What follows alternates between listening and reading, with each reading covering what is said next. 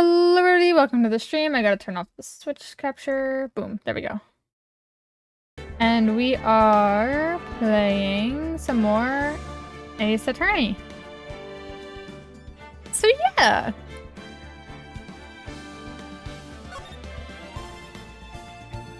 Yeah, I saw it earlier. It is an RIP for Mari.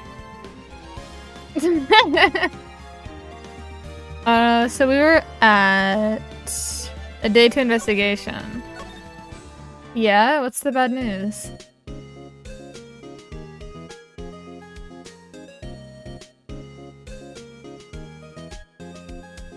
The funky little creatures? Yeah, which ones? The otters? Oh, the Melusine. Yeah. The hair is hair? No. No, don't tell me that. No. That's really tragic. I knew that, but like, I'm gonna pretend that it's still part of the hat. I'm pretend. Yeah, it's a wig. It's a wig.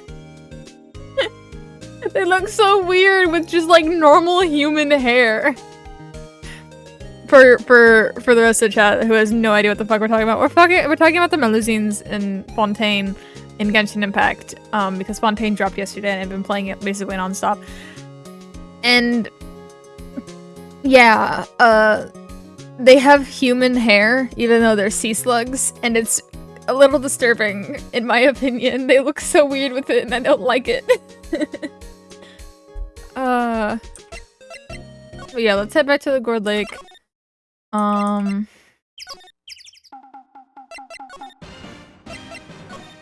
I didn't get a check mark for this, so the tank that's the same way you're trying to blow away. What happened next? Oh, did I not? Was I not there before? That was really weird. Like, I feel like I didn't have this conversation. I know that. Okay, anyway, I forgot I got a voice act. Well, that all happened on the 20th or so. The 20th, a week ago. Now, as far as I could see, the tank went flying out into the lake. So I went out every night in a boat looking for it. I mean, Gyase gave me that steel samurai after all. And when you did find it? It just the night before last. It flew all the way out there. Took me four whole days to find it.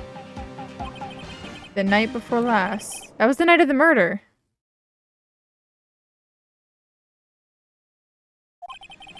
Sorry for not telling you, Nick. Actually, I was here on the night of the murder. But you see, I went home before midnight. So you didn't know about what happened? Nope. That's too bad. It's not all bad. You've solved one mystery at least. A mystery? Maybe we should go tell her. Yeah, that it's Gordy.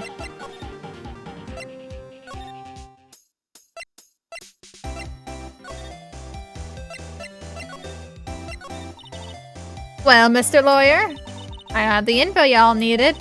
Y'all got the scoop on Gordy for me yet? Rada, there is no such thing as Gordy. Well, what? How can y'all be so sure? Really, Nick? Y'all got some proof Gordy don't exist? Proof that Gordy doesn't exist? Of course I have proof. No lawyer worth his badge would make a claim without proof to back it up.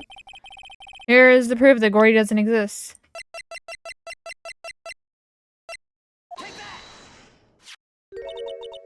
Larry's air tank? What are y'all doing with an air tank? Yes, this is Gordy. Excuse me? What exactly are you saying, Nick? There's a stand near here, a hot dog stand. There's a giant inflatable samurai doll there. About a week ago, an idiot, who happens to be a friend of mine, tried to fill it.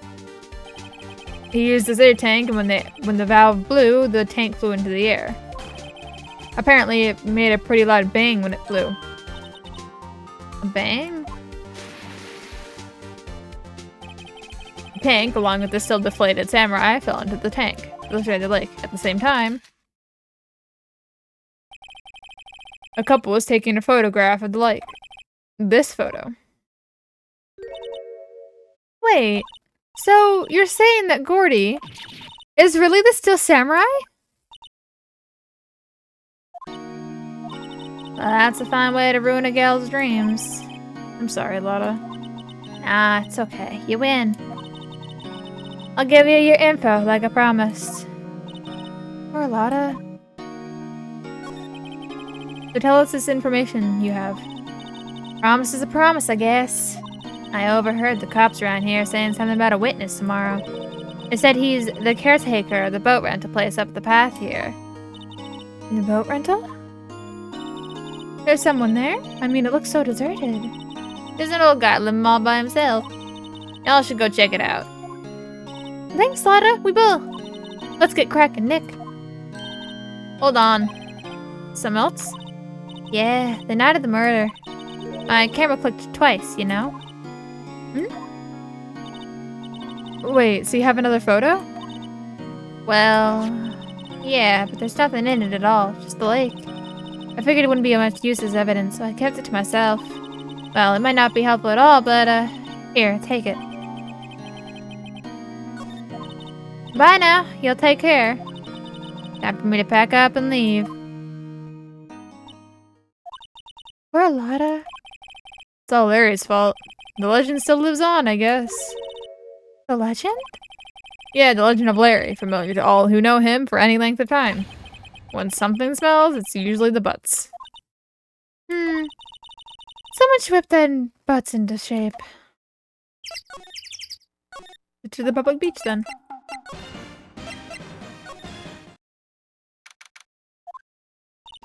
Hey, Nick! This is the boat shop that Lotta was talking about. You're right. Doesn't seem to be anyone around at all. Well, let's go check it out anyway. Can I go in? Oh, I can.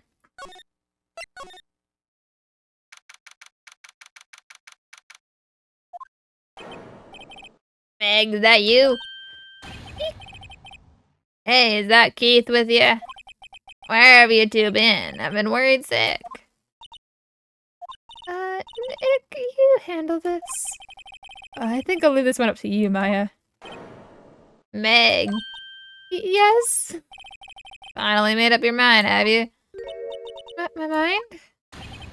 You'll run the pasta shop when I'm gone. Pasta? Glad to hear it, glad to hear it. You make your old man proud. When your kids left the house, I don't know what to think. How am I supposed to keep this place running, an old man like me? Polly, the kids are home. Hello, hello, squawk. Nick, what was that? A parrot, the one on the perch. Keith. Yes? I'll leave the wet noodle in your capable hands, sonny. Nick, what's the wet noodle? Based on the available evidence, I'd say it's the name of his pasta shop. That's a relief, isn't it, Polly? Hello, hello. Hey, yep. He fell asleep. I guess he's relieved. I guess I'll talk. A pasta shop? Yep, to think the wet noodle will live on when I'm gone. If Father started it, you know, that makes you two the third generation. Meg. Yes? Tomorrow we'll start with the secrets of dough tossing. Dough tossing? You too, Keith. Yes? You'll be the best pasta wrangler the West has ever seen. Pasta wrangler? The West? Isn't pasta from Italy? Meg? Yes?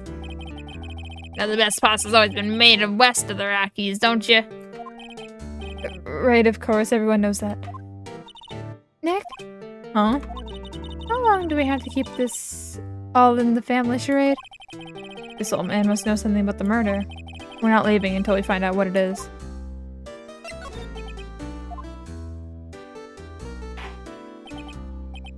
This is the boat rental shop, right? What are you talking about? This here's the Palace of Pasta, the wet noodle. So now that you mention it, we haven't got many orders for spaghetti lately. All the kids come up and say, do, we want to ride on one of your boats. That's why I keep them boats out there. Youngsters these days, darned if I understand them. I'm pretty confused myself. Nick, this isn't going anywhere. But this old man's the witness tomorrow, right? We've gotta find some way of getting information out of him.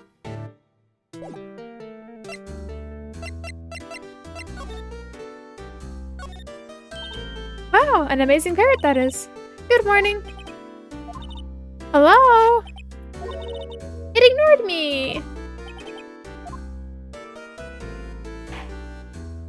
What, you forgot, Meg? You gotta call her name first.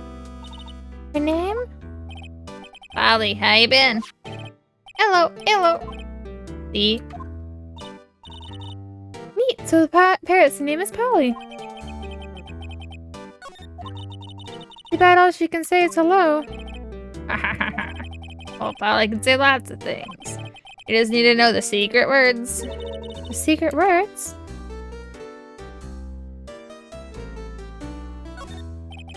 Looks like a kitchen unit. It's pretty clean. Funny, he doesn't look like the type who'd keep things tidy like that. You're forgetting, Nick. He's running a pasta shop here. Look, Nick, he has an electric blanket on his table. Looks warm. That's a great idea. We should do that. We should do that at the office. We can sit down with our clients, snug and warm, and drink hot cocoa. And what? Talk about murders? Oh, you're a party pooper, Nick. This fishing pole looks expensive. Wow, he's got a television in here too. Look, a little safe. It's locked. Wow, there's lots of various fish in Gourd Lake, aren't there? Something's funny, Nick. All these fish are saltwater fish.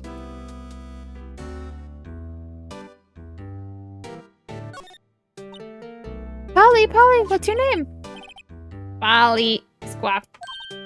Cute. Maya's found a new friend.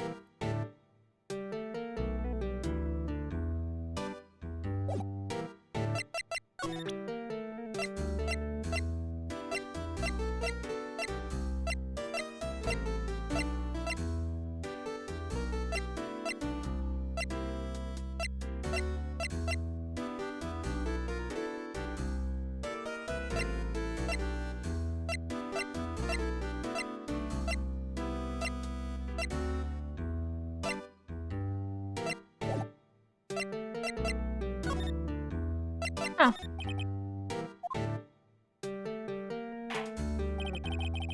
My memory's gotten worse of late.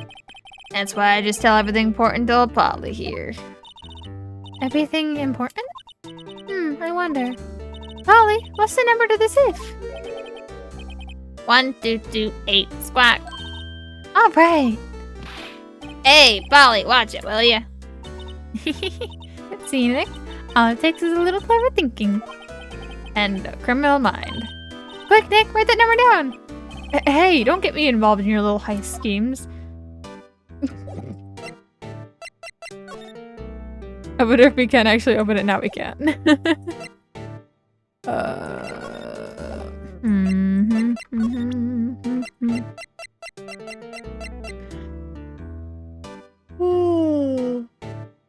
I don't really know what's gonna...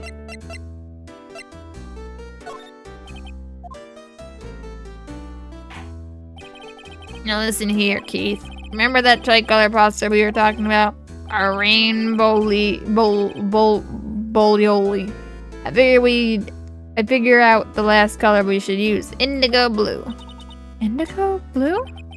That didn't seem to work the way I thought it might. Yeah.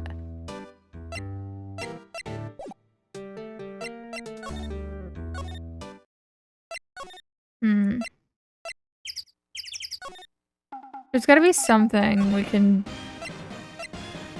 use to talk. To go there.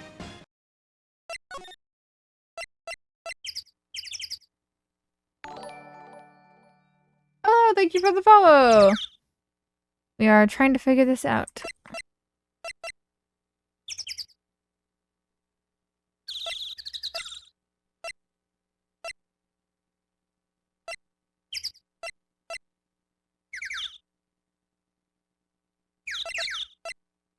bot question mark.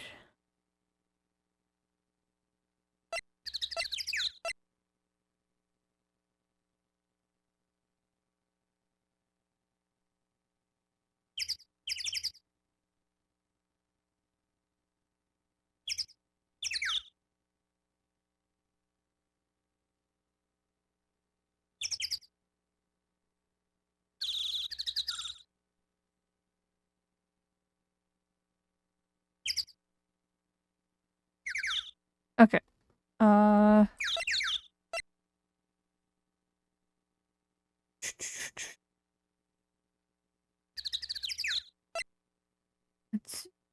Where's it going? I mean, I guess the only thing I can do is to just keep talking to the guy.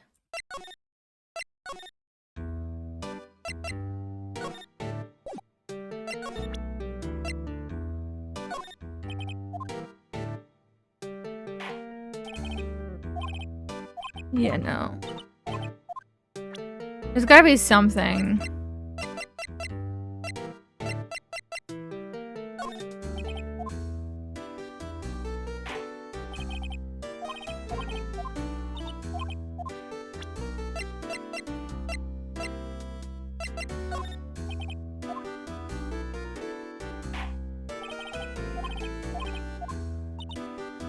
No.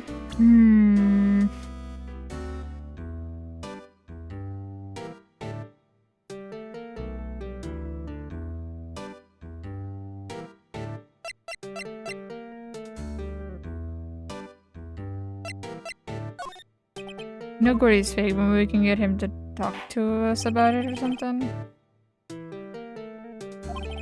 Yeah, nope.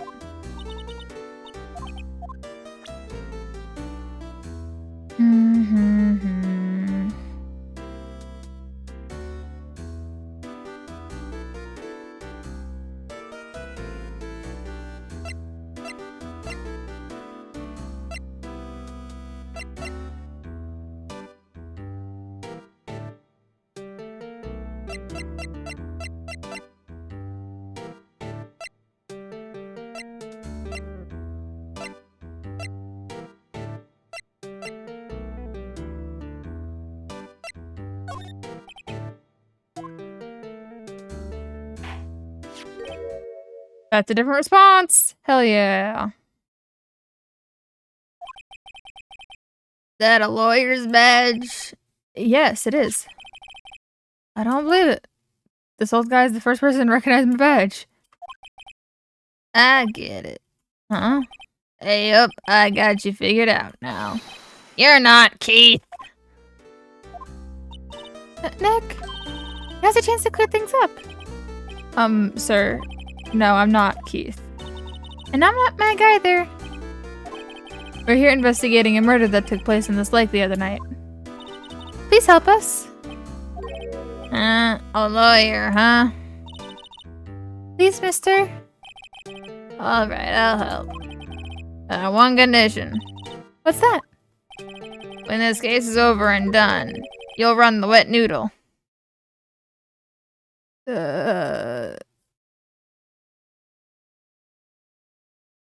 Don't think we can really promise that. But I don't think he's gonna... Yeah, I'll just promise. Fine. Okay, we promise. He's not gonna remember. Nick, are you sure about this? Anything to get this case solved. Also... Who wouldn't want to eat Phoenix noodles? I guess so. That's my boy. Good for you, Keith. Wait, didn't I just say... You too, Meg. Yes? You bring a tear to your old man's eye, you know. Now, what was that you wanted to know? Speak up, Polly. Hello. Now he's talking to the bird again. How do we get him to talk to us?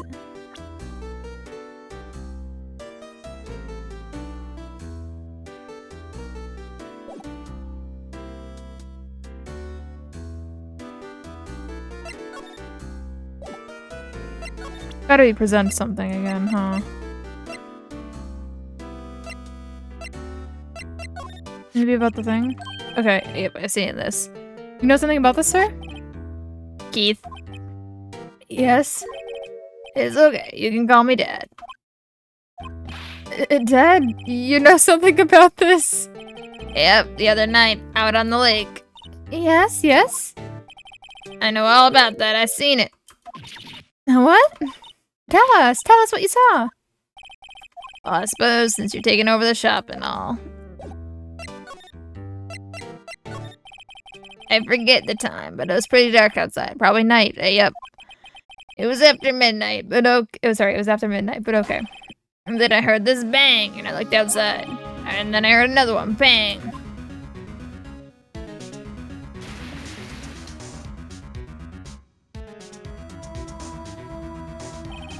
A little while later, the boat comes back. Then a young man walked by my window here. He was muttering something to himself. Yep. What did he say? Yep. I forgot. I'll remember tomorrow by court time, I promise. We need to know earlier than that. You know what? Little Terry was just here. Terry? Yep, that kid next door. He always used to make him cry, remember? He was wearing this tattered old coat, got himself some whiskers grown out of his face. Must be talking about Detective Gumshoe. He comes up and tells me to come down to the court tomorrow. Really?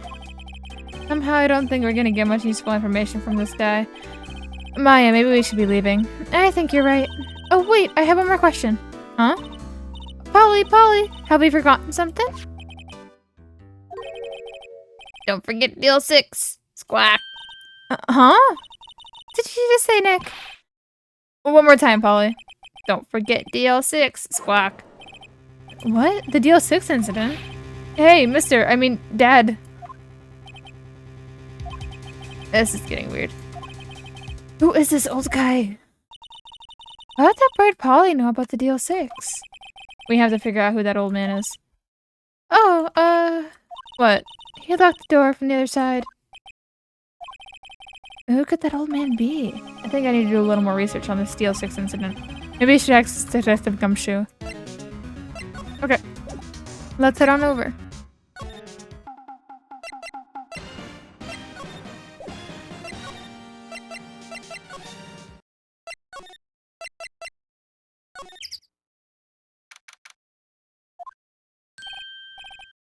Hey pal, long time no see. You don't look too happy. What's wrong this time? Actually, we wanted to ask you something. Yeah? You know the boat rental shop down at the Gourd Lake? Oh, yeah. The old man who runs it is appearing as a witness in court tomorrow, right? Huh? How did you... that was supposed to be top secret. Do you know who that old man is, Detective? Actually, I don't. He's a bit of an odd bird. I haven't been able to get a straight answer out of him. I decided first that he wasn't persuasive enough to stand and testify as a witness. That's why we called Miss Lotta Hart yesterday. As for who he is, we have absolutely no idea. Sounds suspicious.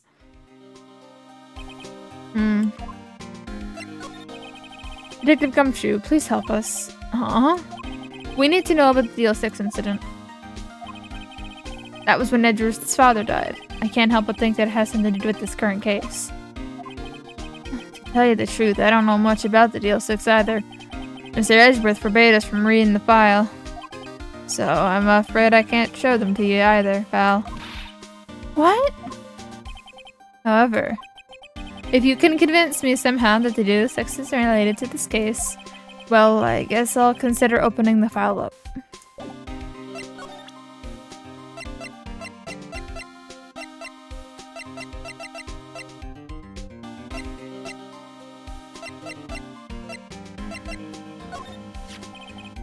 What's that, a parrot? The old man at the rental shop's parrot. The parrot knew about that incident. The incident? Deal 6. What? Polly, have we forgotten something? Don't forget the Deal 6. I'm pretty sure that old man must have taught her that word.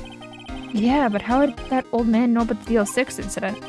Wait, what if that old man was connected to DL6? Nick, you think he might be... I get you. Sounds like you need information on the DL6 incident. So here is the station's records room. I'll give you special permission to go in and find what you need. Alright, way to go, Detective Gumshoe. Okay, Nick, to the records room. I guess it's time we face Edgeworth's past.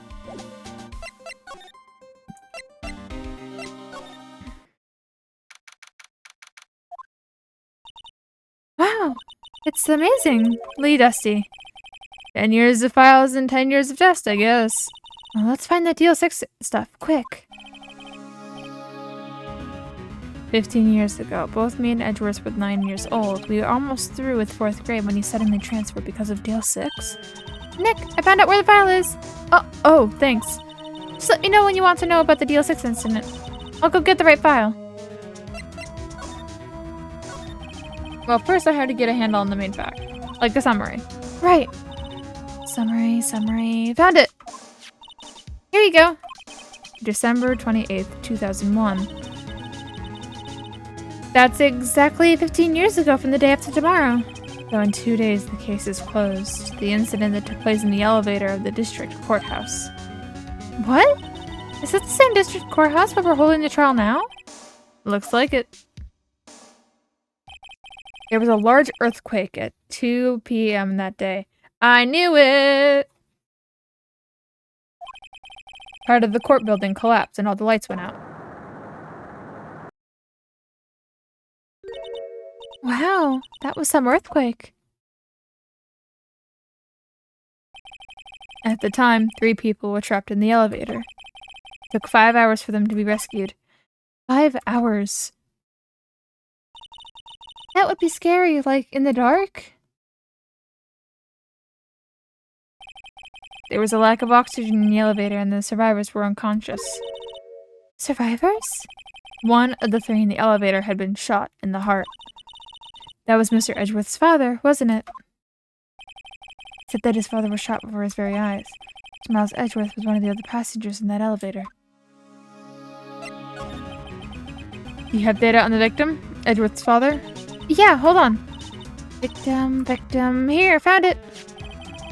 Gregory Edgeworth, 35, defense attorney. If he was still alive, he'd be 50. He had lost that day's case in court, and he got in the elevator with his son, Miles. Miles? Miles Edgeworth, of course. But he was in the elevator with his father? From the angle of the bullet and other evidence, it could not have been a suicide. The murder weapon, a pistol, was found in the elevator. The pistol had been fired 2 times. Where have I heard that before? Huh, that sounds just like this current case. What's going on here? Got any data on the suspect in there? That would be the guy that my mom got arrested. Hold on, this is it. The man arrested as a suspect in the DL6 was Yanni Yogi. He was a clerk in the court, apparently. So he must have been the 3rd person in the elevator.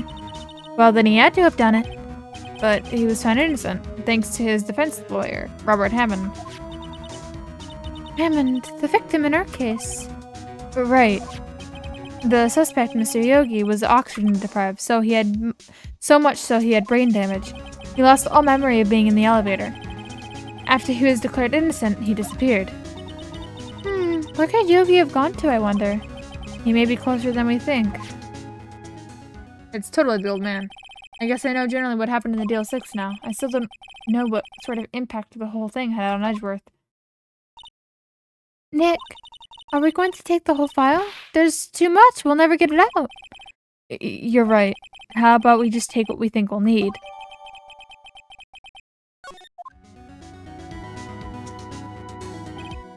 Right. That's probably all we'll be able to find here. Now all that's left is the trial tomorrow. I wonder how Dad wants to testifying in court. That's Mr. Yogi, totally 100%, by the way.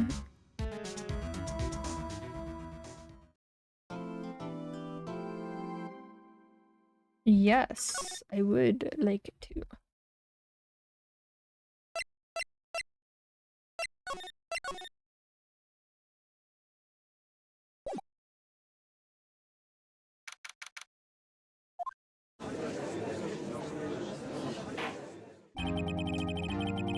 And I gotta yawn. Okay, I gotta sit up too. Because I'm not in a comfortable position. For whatever reason. Court is now in session for the trials of Mr. Miles Edgeworth. The defense is ready, Your Honor. Very well, apparently the prosecution is also ready. Who is the judge here anyway? Mr. Von Karma, your opening statement? Very well, no opening statements, so... Not so fast, Judge. I was taking a meaningful pause before speaking. Right, of course. A prediction. Today's trial will end 3 minutes from now. Order, order. Mr. Von Karma, what is the meaning of the statement just now? Ugh, must you question everything? It will be over in 3 minutes. We have no time to waste. I'll call my witness now. Right. I'll call my witness, a decisive witness to the stand.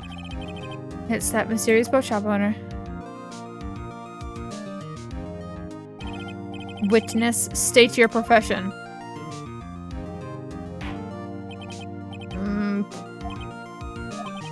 I'm the proprietor of the restaurant, the Wet Noodle at Gourd Lake.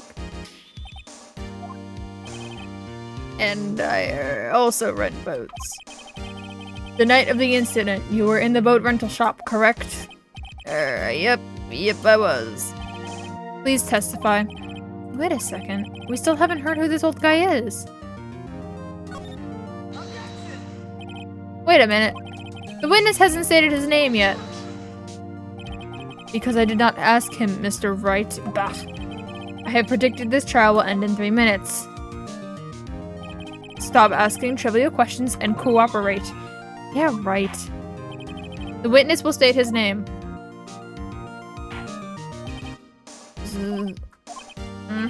Well, I'm not really sure, yep.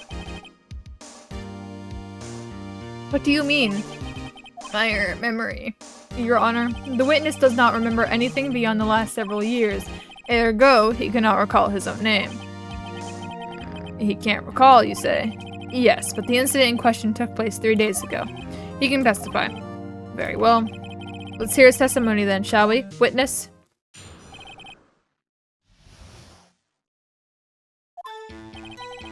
It was the night of the 24th, just after midnight. Yep. I was in the restaurant, where I rent boats as usual. Then I heard a bang. Yep. When I looked out the window, I saw a boat just floating on the lake. Then I heard another bang. Just about then, the boat comes back to shore and a man walks by my window. Very well. I'd like to begin the cross-examination. There is nothing to question in my witness's testimony. Ergo, no need for cross-examination. Besides, there's only 10 seconds left before our 3 minutes are up. Judge, your verdict now. Yes. Mr. Wright? What are you saying? Of course I will cross-examine the witness. Very well, you may begin. Excuse me, Mr. Von Karma? 3 minutes just passed. I see. Well then, let's just take our time. You may cross-examine the witness.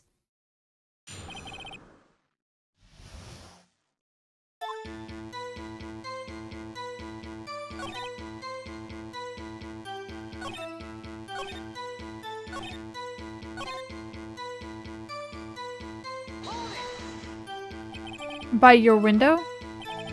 Yep, by my window, right outside the window of my little shack.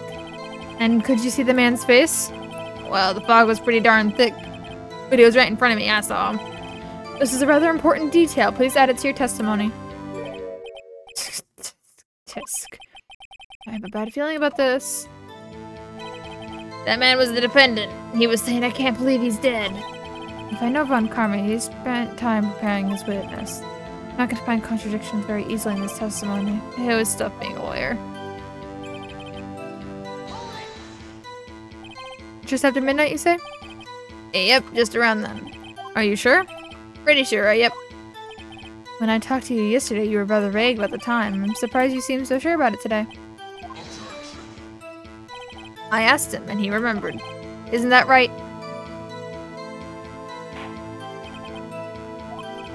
Don't glare at me like that. I remembered it clearly. I did. Yep. You see? Continue.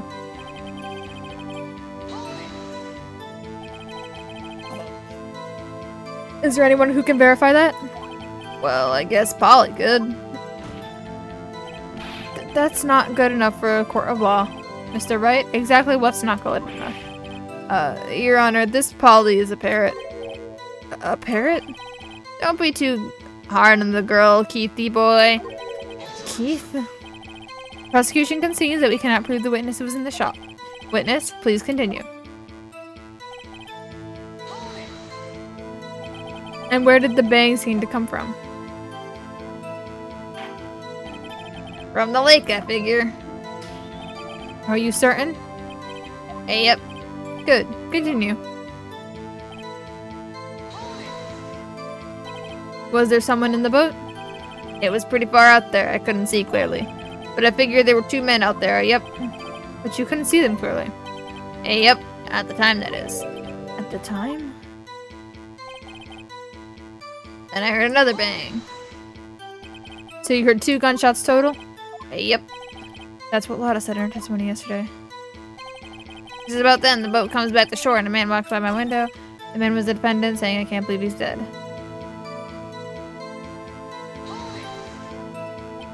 Are you sure? Uh-oh.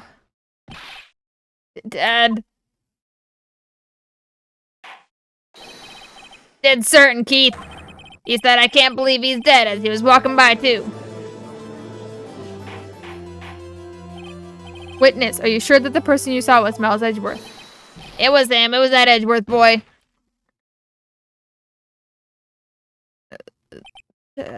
This sounds like decisive evidence indeed. I see no room for doubt. On karma, he lured me into a cross-examination so he could set me up for a fall. Tisk, tisk. Nick, I don't like the way things are going here. Everyone in the court is glaring at us. I better act quick or this trial is going to be over.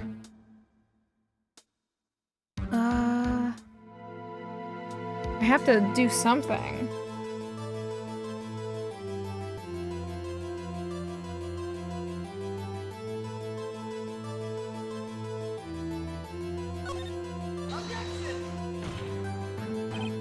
Your Honor, we proved in yesterday's trial that it could not have been Edgeworth who fired that gun. Mr. Wright, are you referring to the fingerprints from Edgeworth's right hand found on the gun, and in the photograph showing them a man firing with his left hand? Exactly. That is easily explainable. He could have wiped his prints after he fired.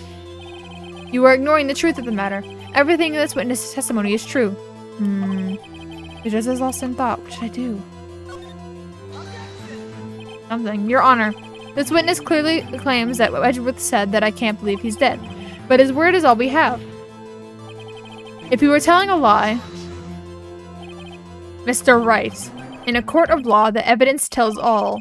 Apparently, you have yet to realize this is a basic fact. If you say his testimony is a lie, show us proof. Nick, do we have evidence? It's no good. There's nothing I can do. Are you sure? To be honest, I don't know what to do anymore. Please, can you hear me, sis? Please. We need your help. Nick needs you. Tisk, tisk, tisk. 3 minutes was perhaps too high an expectation. However, 15 minutes isn't bad. This must be a new record. Enough. The witness may leave the stand.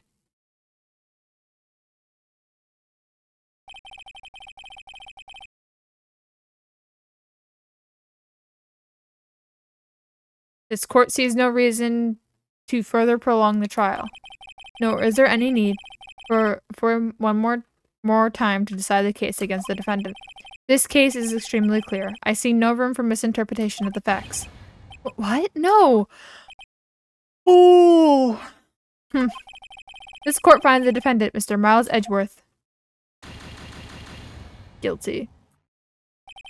The accused will surrender to the court immediately, to be held pending trial at a higher court within a month from today's date. That is all. This court is adjourned. Did I lose? Wait!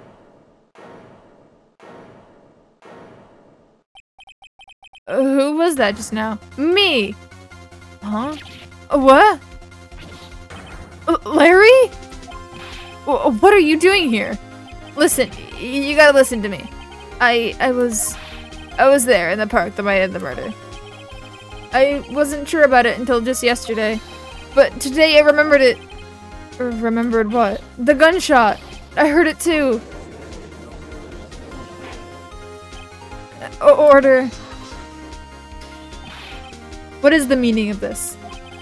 The verdict has been decided. I call for adjournment. One moment, Mr. Ron Karma. So you say you heard a gunshot? Yeah, I did. A gunshot that night. I was sitting here in the audience listening to the testimony, then I realized something he said was different from what I remember. Anyhow, I can't just sit here and let you call Edgy a murderer. It's just not right.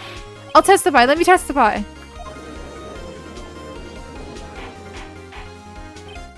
Order, order. Well, this is the first time something has happened like this in my court. I'm not quite sure how to proceed. Judge, you've already given your decision. The trial is over. Nick, this is it. Larry's given us one final chance at this. She's right. If only it wasn't Larry. He could make this thing even worse. Mr. Edgeworth was just declared guilty, Nick. It doesn't get any worse. You're right. Okay. Your Honor, if there's another witness, it's our duty to hear him speak. Right here, right now. Waste of time. The verdict cannot be overturned. Allow me to speak my opinion. In all court proceedings, it is our duty to prevent an inaccurate verdict. In order to make sure no mistake has been made, every witness should be heard. What is this? I withdraw my previous verdict of guilty. Mr. Von Karma, I order you to call this new witness to testify. Now. What? The court will adjourn for 5-minute recess. After that, we will hear this new witness. Court is adjourned.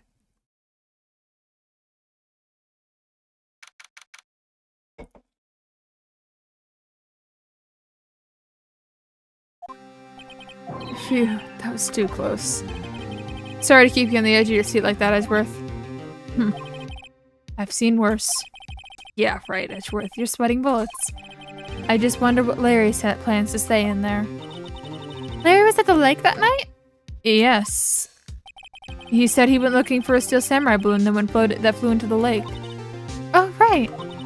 And he found the balloon in the air tank that night. Yeah. Hey, Edgeworth. Huh? You say something right? Yeah, a lot of things. You seem out of it. What's wrong? It's nothing.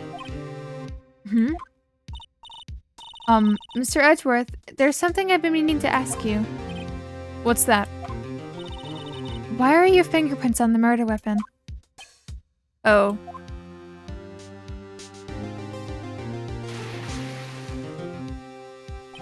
When he fell into the lake, I went into a daze. I couldn't understand what had happened. I couldn't think straight. Then, I saw the pistol lying on the ground in the boat in front of me. I picked it up without thinking. I didn't have a reason, really. I see. Right. Yeah? This might be our chance. Our chance? Von Karma has only run perfect trials. Perfect trials? Perfectly prepared witnesses, perfectly complete evidence. That's the secret to his success. This is the first time he's ever had to deal with something unexpected. He has to let someone he hasn't even talked to testify before the court. And that someone is Larry. What are you getting at? It's likely his testimony will fill up holes, right? That's right, Nick. No 10-minute trial this time. We'll make this one for all it's worth. Hey, it was 15 minutes. 15! Everything's on Larry now.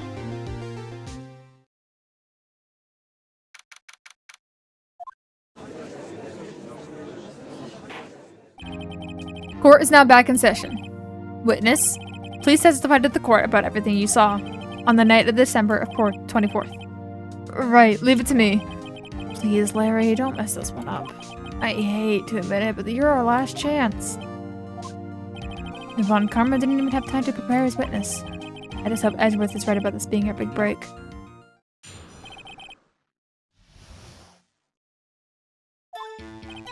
That night, I was out in a boat on the lake. I was looking for something and I found it. So I quietly slipped the boat back into the rental shop dock. Then, just as I was thinking about going home, I heard this bang. I looked out over the lake, but I didn't see a boat. So after I heard that single gunshot, I went home.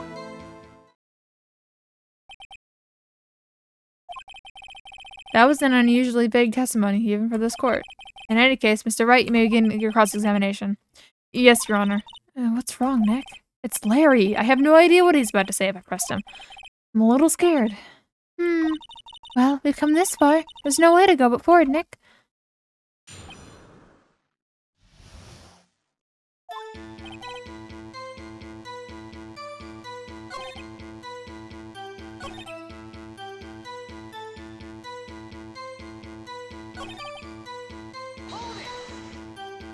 Where did the sound come from?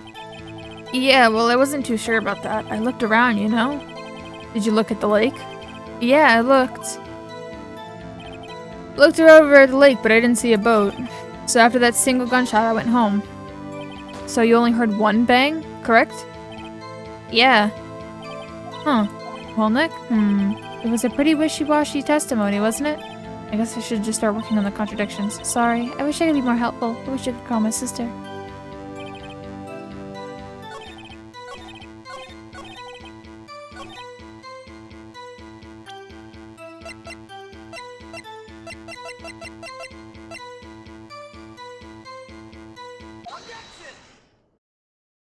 Wait a second, Larry. What? You only heard one bang? You sure? That's what I said. But Miss Lotta Hart testified yesterday that she heard two bangs. And the old man just now said the same thing. They both heard two gunshots that night. Uh-huh? Were you even listening? Were you paying attention to it all, what they said? Yo, Nick, please. Huh? You know, something's been bothering me. I'm a witness, see? I'm like a customer here. You gotta treat me nice and stuff, okay? Mr. Butts. What? You only heard one gunshot? Are you sure? Well, to tell you the truth, I'm not sure. Huh? Not sure? How could you be not sure? Yeah, well, I might have missed the other gunshot. I was listening to something else. Something else? My radio, dude. My headphones. What? Order, order, and stop that booing. Mr. Butts, you were listening to the radio with your headphones? Yeah, so what? Is that a crime? I listen to my radio. Everyone listens to the radio. What's the big deal? Mr. Von Karma, your opinion? Waste of time. I do not accept this witness nor his shoddy testimony. Well, Mr. Wright, should we continue the testimony? Continue, probably. Your Honor, please allow the witness to continue his testimony. Ah, nothing is more pitiful than a lawyer who doesn't know when he's lost. Very well, Mr. Butts. Please give your testimony and be sure to include details like your radio. Right, leave it to me. I wouldn't if there were any other way out of this, believe me.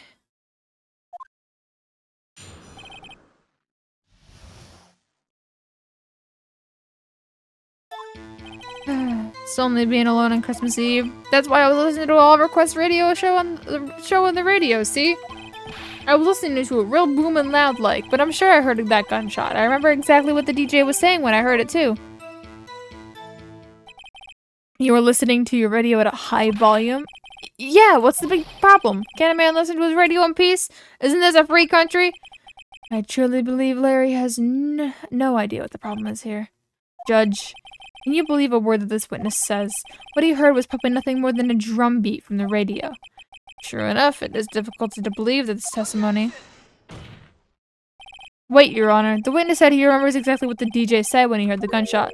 Excuse me? DJ? An announcer, the guy who says things on the radio. Anyway, what this means is when he heard the sound, no music was playing. The DJ only talks in between songs, so he could have heard the gunshot from the lake. I'd like to cross-examine the witness, Your Honor. Very well, Mr. Wright. I can't believe I'm continuing this charade.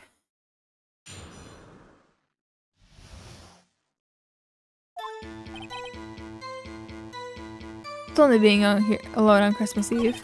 That's why I was listening to an all request radio on the show. Yeah, I was listening to Moonlight, so I heard the gunshot. I remember. What was the DJ saying? What did she say? Mr. Wright, please cease this pointless question. What possibly good could be knowing what a radio DJ said do us? Indeed, Mr. Von Karma has a point. I'll allow the question only if you see reason why we should care. I have a theory why. We should care, Your Honor. Of course we should. Why? Well, how do you know if we don't ask, Fine, very well. Mr. Butts, please testify to the court. What was the radio announcer saying when you heard the gunshot? Just when she said, hey, it's almost Christmas, I heard that gunshot.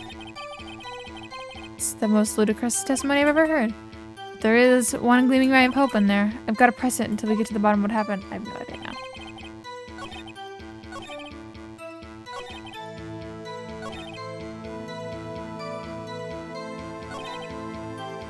Hey, it's almost Christmas.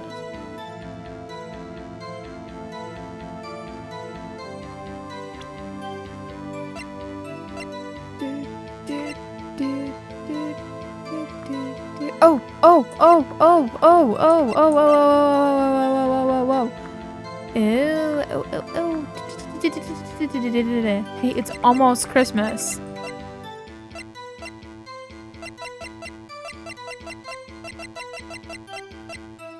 So it was like, it was before.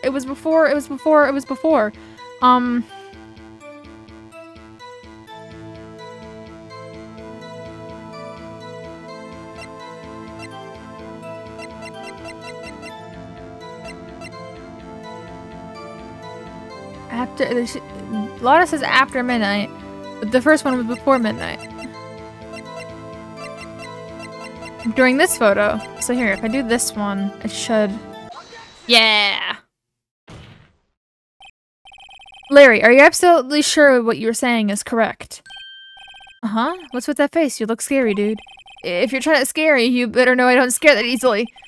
Is something the matter, Mr. Wright? Your Honor. Did you hear what the witness just said? The DJ said, hey, it's almost time for Christmas when he heard the gunshot. Indeed, and almost Christmas means it wasn't Christmas. Do you realize what this means? When he heard the gunshot, it was still Christmas Eve. That would seem to be the case, yes. But that contradicts the two testimonies we've heard so far, Your Honor. Both Miss Hart and the old man said it was after midnight when they heard the shots. In other words, when they heard the gunshots, it was already Christmas. This is a clear contradiction, Your Honor. Order, order. What does this mean? The two prior witnesses heard gunshots after midnight. However, this witness says he heard a gunshot before midnight. Judge, the answer is simple. The current witness is plainly mistaken. Just look at him. Suspicious. What? Well, Mr. Wright, what do you think about Mr. Butt's claim he heard the gunshot before midnight? I think he's right. Because the first lake photo, or the second lake photo, technically. Larry's not mistaken, Your Honor.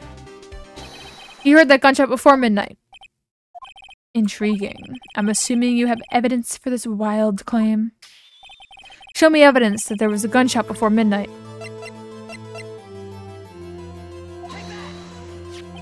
Look at this photograph. This was taken by a witness yesterday, Miss Lotta Hart, with her automatic camera. Timestamp on the photo reads December 24th, 11:50 p.m. Oh? But there's nothing on the lake at this time in this picture. Your Honor, the real issue here is not why nothing is shown in this photograph. It is why this photograph exists at all. What do you mean? Your Honor, this photograph was taken by an automatic camera. The camera was set to go off in response to loud noises. Aha! Correct. There was a loud noise on the lake at 11:50. This is why this photograph was taken. In other words, When Larry heard that gunshot, it was most definitely still Christmas Eve. Indeed, it would seem that would be the case. Then, where does that leave us? Miss Hart testified that she heard the gunshots after midnight. Are you claiming she was mistaken? Not at all, Your Honor. It's fact that the camera also triggered at 15 minutes after midnight. Your Honor, that night there were 2 sets of gunshots with a 25-minute pause between them. Why would this be? Don't be fooled, Judge. That camera was set to respond to loud noises. Yes? There is no proof that the loud noise at 11:50 was a gunshot. Why, the witness could have sneezed, triggering the camera. Hey, my nose was clear that night, man. Clear. Well, Mr. Wright, there is no turning back now. Can you prove that the loud noise at 11:50 was indeed a gunshot? Please show the court evidence, if you have any. There was 3... Yeah, fired 3 times. This is my evidence. The murder weapon? Something about this pistol was bothering me, Your Honor. Both of the witnesses who testified yesterday heard 2 gunshots. However, the murder weapon was fired 3 times. When, then, was the last shot fired? Only now have I realized the truth. That 3rd shot was the shot Larry heard just before midnight. Order. That would make sense of the evidence we've seen so far. However, this leaves me wondering exactly what did happen on the night on the lake. Exactly, if this is true. There were 2 sets of gunshots separated by 25 minutes. One at 11:50, another at 15 minutes after midnight. Why, I ask you, why? Uh-oh, I better think of something quick. Wait a second. Gunshots separated by 25 minutes? What's wrong, Nick? I have it. Remember the case with the Steel Samurai? Yeah, of course I remember. The murderer in this case had the same idea as the murderer in that case. What do you mean? Maya. Yes? If we don't figure this out now, we'll never overturn Edgeworth's guilty verdict. I've got a hunch and I'm going to run with it. Right. I mean, is it safe? Safe? We've already gotten a guilty verdict. We have nothing to lose. You just watch and let me know if I say anything that's not fishy, okay? Right, Nick? Your Honor. Yes, Mr. Wright? The testimony just now has cleared up this entire case. What do you mean, Mr. Wright? Tisk, tisk, tisk. So you finally realize the truth? There can be no other murderer here than Miles Edgeworth himself. Wrong, Von Karma. A man was shot that night, but it wasn't Edgeworth who did the shooting. Listen, rookie. Take a deep breath and consider the facts. At the time of the murder, the one boat was on that lake. This was shown by the witness's photograph. The defendant, Edgeworth, and the victim, Robert Hammond, was on that boat.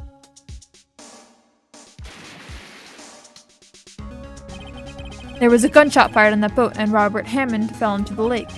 The distance of the shooting was 1 meter. It could not have been suicide. Well, the guilty party has to be the other man on that boat. I admit it's hard to imagine any other possibility. Yes, but this assumes that the victim was shot at 15 minutes after midnight. What do you mean by that, Mr. Wright? We have a photographic evidence of the time of the shooting. Timestamp on the photo says 00:15. But Larry heard a gunshot 25 minutes before that. Robert Hammond was killed then, 25 minutes before the shot on the lake. That's the only way Edgeworth could be innocent. Mr. Wright, are you quite mad? Explain who the 2 men on the boat are. Of course, it was Edgeworth and the murderer. After the murderer killed Robert Hammond at 11:50, he assumed the guise of Mr. Hammond and met Edgeworth. What? Are you serious? Yes, Edgeworth won't tell us why he went to the lake that night. However, I have a hunch. That night, Robert Hammond called Edgeworth to the lake. Now, Edgeworth didn't know Robert Hammond's face that well. That's why he didn't suspect anything when the murderer took Robert Hammond's place. I'm not sure what to make of all this. Ludicrous. Mr. Wright, tell us the name of the murderer then.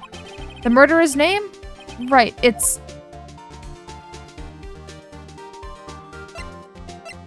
I don't know. Actually, I don't know the murderer's name. You don't? Bah, again, you waste my time. I don't know because he never told us. The murderer is the caretaker of the boat of the boat shop, the old man. At 11:50, he was the one who killed Robert Hammond. The caretaker of the boat shop? Where did he do this? There weren't any other boats on the lake then. Why would he have to go all the way out on the lake just to shoot someone? May I suggest that the real scene of the crime was not on a boat? What? Well then, where did the murder take place?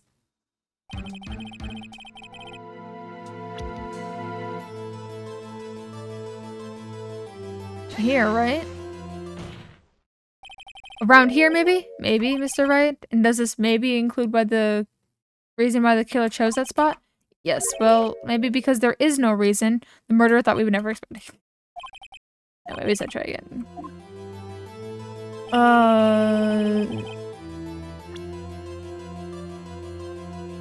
I don't know. I think I'm supposed to know. I mean, it's the boat shop caretaker was the murderer. Maybe just in his house. Like, I selected outside of his house. Here, of course, the boat shop where he lives. Yeah, okay. It was just too far away from his house. That way, he can meet up with the victim without anyone seeing. Do you have proof that the boat shop was the scene of the crime? Recall Larry's testimony, if you will.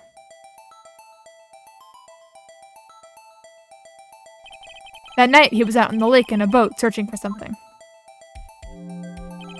He finds it, returns to the boat. Then, just as he's starting to head for home, he hears a gunshot. He heard a gunshot, Your Honor, even though he was wearing headphones at the time. In other words, the gunshot was very, very close by. And where he would that be if he had just returned a boat? The boat shop. Mr. Wright, what happened that night on the Gourd Lake? Please tell the court from the very beginning. Yes, Your Honor. Nick, are you sure about this? Not really. But I think if I start at the very beginning and I take it slow, I might be able to just figure this one out. That night, the caretaker of the boat called Robert Hammond to his shop.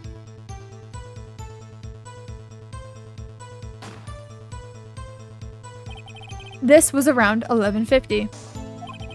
That was when the gunshot that Larry heard was fired. After that, the caretaker put on Robert Hammond's coat. He became Robert Hammond. Then he got in the boat with Edgeworth and went out into the middle of the lake. Then who fired the pistol on that boat, Mr. Wright?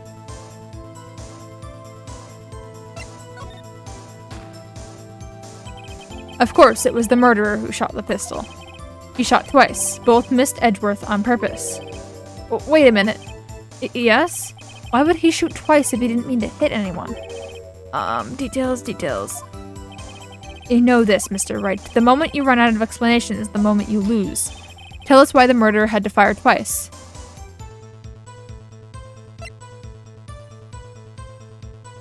To create a witness, maybe? Maybe he knew about the camera? I believe he shot twice to create a witness, Your Honor. Create a witness? The murderer lifts his pistol and fires one shot. That ensures that anyone who heard the gunshot would look at the lake. Indeed, Miss Hart did exactly that after hearing the first gunshot. Next, the murderer waits a little bit before he fires again. Then,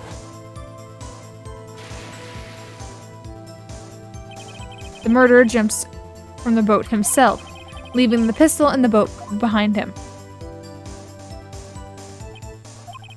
I see. To someone looking from the edge of the lake, it would appear that one of the men on the boat had shot the other. The murderer didn't know about the automatic camera, of course. That's why he shot twice to draw attention to the boat. Once you realize that, everything else falls into place. The boat shop caretaker swam back to his shop, then he put on Mr. Hammond's wet coat back on the body, and then threw the body into the lake. This is what happened, Your Honor. These are the events that transpired that night on the Gourd Lake.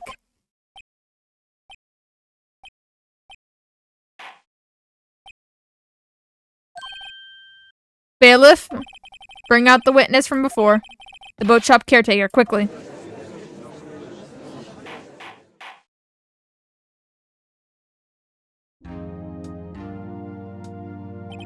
Very well.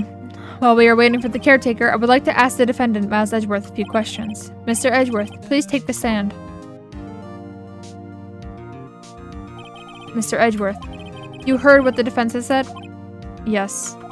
Well, why did you go to the lake that night? What Wright has said was mostly correct. Astonishingly so, actually. Yes, several days ago I received a letter. The letter was signed Robert Hammond. He asked me to come to the boat shop by the lake at midnight on Christmas Eve. He said he had something very important to discuss with me. Something important? I'm sorry, I can't say what it was. Your Honor, sir. Bailiff, we are conducting a trial here. I ask that you remain quiet. The witness has disappeared. He isn't at the boat shop either. What? What should I do? Find him quickly. We cannot allow him to get away.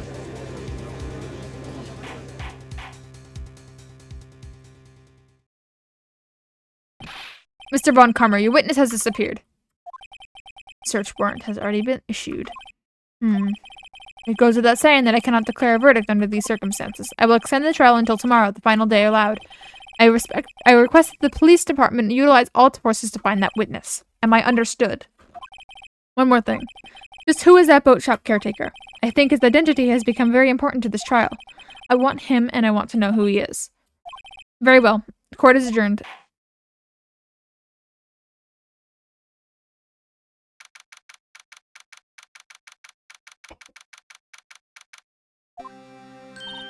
Yay, Nick, you did it!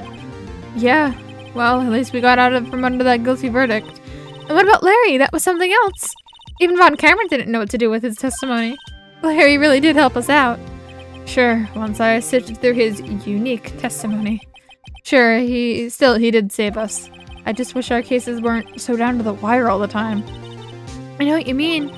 Sometimes I feel like it's us on trial though, instead of our clients. Hey, Edgeworth. Mr. Edgeworth? Did you say something? Don't look so pained. I mean, it looks like you probably are going to get off the hook. You could try to smile a little. Relax. I'm sorry, but I fear it's not over for me yet. What do you mean? Right. There's something that's been troubling me for a long time now, and I don't know whether or not to tell you. Edgeworth? No, there's so little time left. I want to tell you to get it off my chest, but... I can't make up my mind. What is this about, Edgeworth? It's a nightmare I've had. A memory of a crime that I've committed. A crime you've committed? A memory of a murder. He killed his father. Yeah.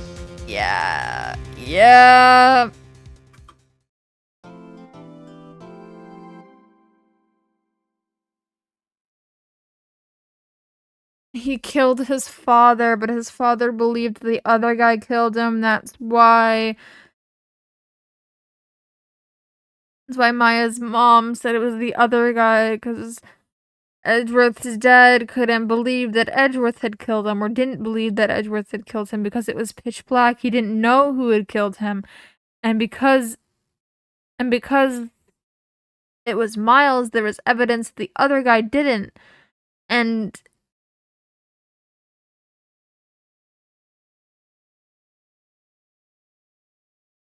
that's totally what it is. Yes, I would like to say I would like to shave.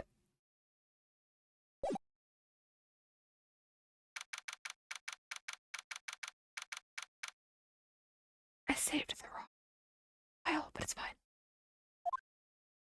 Wright and Co-Law offices. What was Mr. Edgeworth talking about?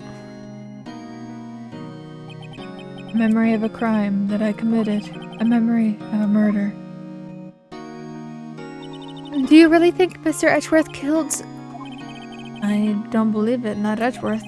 Some painful memory has been troubling him recently. But he'd never take someone's life, never. Nick... So, how's everyone doing? What do you think of my performance today? I had him swooning in the aisles. Huh? Am I swooning me? Oh, yes, I do remember feeling faint. Right on. Tell me the truth. It was like love at first sight, right? Right, Nick? Me? What? Well, maybe my heart skipped a beat or two, but I think you could do better than that. Come on, I saved Edgeworth in there, dude. Edgy. You guys should be bowing before me. Yeah, bow your head. Bow before your hero. Oh, boy. Larry, you really helped us out in the trial today. You did. If you weren't there, Larry, I'm sure Mr. Edgeworth would have been found guilty. Seriously, Nick. The boat shop caretaker is pretty suspicious. But Edgy ain't off the hook yet. Way to spell the mood, Larry. Hey, I'm just a guy sitting in the audience, you know? From where I was sitting, Edgy seemed pretty edgy. I mean, can you really know how he's telling the truth about that night? Nick? I don't know. But what I do know is I'm gonna believe in you two until the end. Us two? Edgeworth and who else? You mean me, right? Nah, he means me. Right, Nick? Yeah, you, Larry. Not me? But why you, Larry? Actually, yeah, why me, Nick? Enough with the silent treatment. Nick, why do you trust Mr. Edgeworth so much? I mean, he's changed recently, true. But when we first met him, he was kind of jerk, don't you think? You didn't know him back then, back when he went on to become a defense attorney. Oh wait, was that when you two were classmates? Yeah, in grade school. They saved me, Miles and Larry. They saved me and I'll never forget it. That's why I became a defense attorney, you know? What? Hey, Larry, what's he talking about? Huh? Yeah, sorry, I kind of forgot.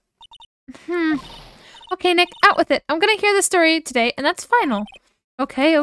It's kind of a long story, so hang in there. It was the very end of 3rd grade. I was on trial. A class trial. A class trial? No.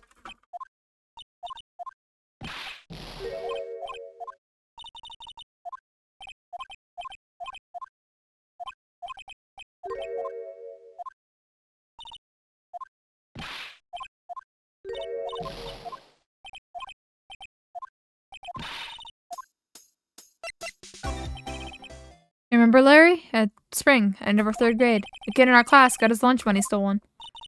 Lunch money? Our school was really small. Every month, kids would bring in an envelope with money for lunch from home. Huh, I see. Anyway, this kid's envelope disappeared, with $38 still inside. Oh yeah, now that you mention it, I do remember that. I can see why you'd forget, though. You were out of school that day. Anyway, the envelope had been stolen during PE class. I was coming down with the cold, so I skipped PE that day. I was the only one not in class. So, they thought you did it? Yeah, the kids in class said I should put on a trial. Trial? So the next day, we held a classroom trial with me as a defendant. Oh, little Phoenix! Oh, look at him! I didn't do it. Guilty! He did it! Guilty! It was you! Thief! Give the money back! You're such a meanie! Don't play with him. Just admit you did it. You can't hide the truth. Tell us the truth. We're not gonna play with you anymore. Yeah, no boring racer. He's trying to be allowed in relay race or in the library committee. Give me back my 50 cents I loaned you. Hey, did you have that bank the other day? Now, Phoenix, you know you shouldn't steal people's money. It's not right. In the end, even the teacher thought I'd done it. Go over and apologize, Phoenix. I didn't know what was happening. Oh, sorry. I didn't know what was happening. I was so sad I couldn't stop crying. Everyone was staring at me like I'd done it. I tried to apologize. I went to where the whose boy's money has been stolen was. That's when it happened. You shouldn't have to apologize. The only thing that belongs in a trial is evidence. Anything else has no place. You should all be ashamed, amateurs. Miles? What? He's so cute!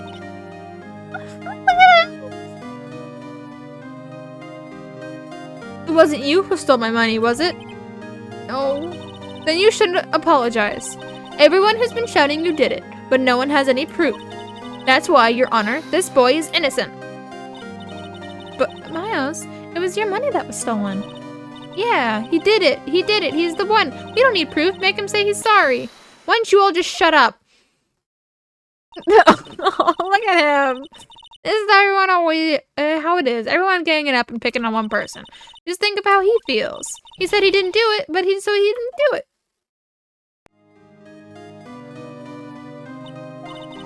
Very well. I will replace the money myself. This class trial is over. That's how it happened. After that, the three of us were the best of friends. Wow, I had no idea. Yeah, I had no idea either. I mean, I forgot. That's when I learned what it meant to be alone. Totally alone without a friend in the world. Is it a good thing, Larry? Yeah, well, I was just lucky that I took the day off from school. If I'd been there, they would have thought I'd done it. So I took it kind of personally, see? When something smells, it's usually the butts. Anyway, Edgeworth and I talked after that class trial. That's when I heard his father was a defense attorney. I remember his eyes would shine when he talked about his father. I'm going to become a defense attorney, just like my father. A famous defense attorney. Then, a few months later, he suddenly transferred into another school. The DL6 incident. Right, I'm not sure, but the transfer probably had to do with his father's death. That's so sad. It was several years later that I heard Edgeworth's name again. There was an article about him in the newspaper. The headline was something like, "Dark Suspicions of a Demon Attorney." Fabricating evidence, manipulating testimonies, covering up facts.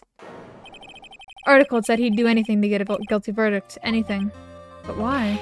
What happened? I mean, that's not the Edgy I used to know at all. That's what I thought, too. I tried to get in touch with him, I don't know how many times. He never replied. I guess he didn't want to see his old friends. I couldn't just drop it, though. I wanted to meet him, to learn why he had become who he'd become. That's why I decided. Wait, you don't mean... That's why? That's why we became a defense attorney? To meet Edgeworth? If I was a defense attorney, I knew he'd have to meet me whether he wanted to or not. In court. Edgeworth believed in me, and I believed in him. He's in pain, and no one is on his side. I'm the only one who knows the real Edgeworth. I'm the only one who can help him. Whoa, Nick. So is that why you helped me out for free? Yes. I helped you because I believed in you. Except I don't remember saying I'd do it for free. Aw, Nick. Nick! We have to save Mr. Edgeworth. That's the last thing we do, okay? Right. It very well might be. First, there's that boat shop caretaker. We need to find out who or what he is. I'll settle for whom. I guess I can clean out some of this evidence I no longer need. Okay, let's go. What did I clean out?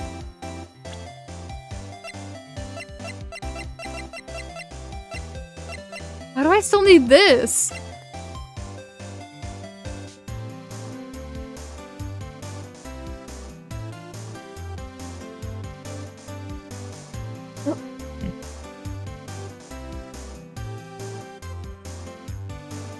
Stretch.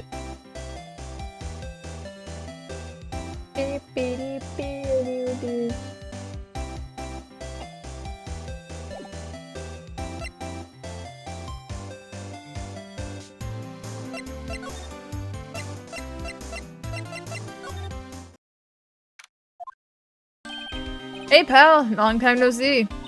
Oh, Detective Gumshoe. Was one today, eh? I got so worked up I snapped my tie in half. Sorry about that. No problem, pal. Thanks to you, we now know who really did it. You mean the boat shop caretaker? Look, I'll make you a promise. I'll have that scoundrel in my custody by trial time tomorrow. Come what may. My duty is to you as a police officer. Now I'm off to catch me a criminal. This one just snap a tie in half. Detective Gumshoe sir is active today. Oh, one other thing. No one can go into the woods today. The woods? Where a lot of us camping? The woods are off limits to camping, and apparently the park ranger found out. He got pretty mad. No one can go in for a while. Guess Lotta's in a lot of trouble. Anyway, I'll be seeing you tomorrow. Yeah, how did she get her car over there?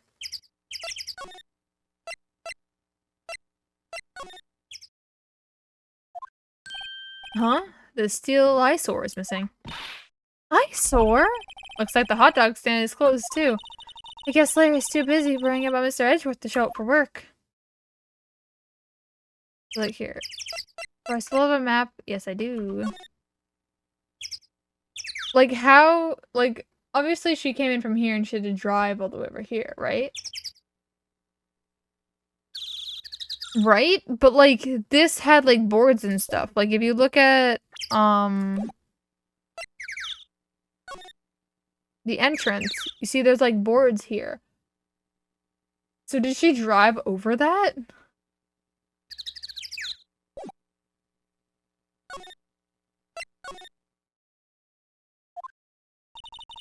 The old caretaker got away. Yup. I never imagined he might be the real murderer. Ahem. I know that's going to throw it anywhere. Hello. What might you be doing here? Out for a walk, hmm? Ah, the days of my youth, like the scent of fresh lemon, you see? Mr. Grossberg, this is no time for idle reminiscing. Mr. Edgeworth's trial ends tomorrow. That is true, yes. From what I just saw of today's trial, Edgeworth should be fine, right? Well, I'm not too sure. Well, I'm not so sure about that. Oh, what do you mean by that? Well, I'm not sure. If you find anything out, come by my office at once. I may be able to offer you some assistance. Thanks. Bye. What do you think Mr. Grossberg was doing here anyway? Who knows? He left his bird? Nobody's home. Hello. Squawk. Hey, it's Polly. I wonder where your honor's gone, Polly. Hello. Squawk. Can't believe he ran off and leave his poor parrot to fend for herself.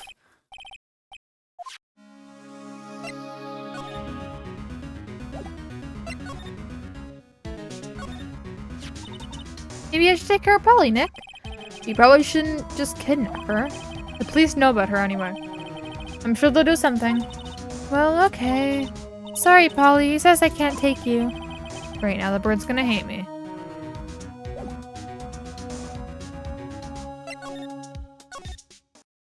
Move back out to here.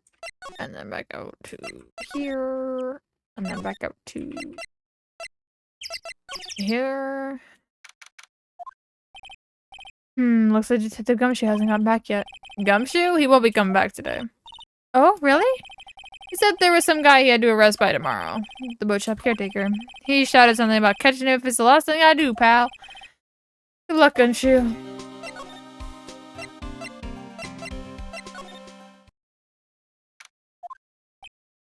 You look as grim as always. Mr. Edgeworth, I heard the story about the class trial. Class trial? What do you mean? You don't remember? No, I don't. Your lunch money was stolen, wasn't it? In 3rd grade. Lunch money? Oh, right, I seem to remember something like that. Nick, I think you're the only one who really remembers. Well, it probably only really mattered to me anyway. Mr. Edgeworth, you didn't know? The trial was the reason Nick became a defense attorney. Ridiculous. Gee, thanks. That said, it does sound like the kind of thing you'd do. You haven't changed a bit, have you, Wright? So simple, to a fault even. Well, maybe, yeah, but I think you changed too much, Edgeworth. Perhaps. Hey, Edgeworth, why did you become a prosecutor anyway? You used to look up to your dad. You said you wanted to become a defense attorney, right? I couldn't let myself deny reality like you. What do you mean? My father was taken from me, and you want me to defend the criminals? I'm sorry, Wright, but I'm not that good of a person. One suspect was apprehended in your father's murder, right? Yes, the man trapped in the elevator with my father. His name was Yanni Yogi. He had to be the shooter, by any way you look at it. Yet he was found innocent. The defense attorney got him off the hook. That would be Robert Hammond. On that day, 15 years ago,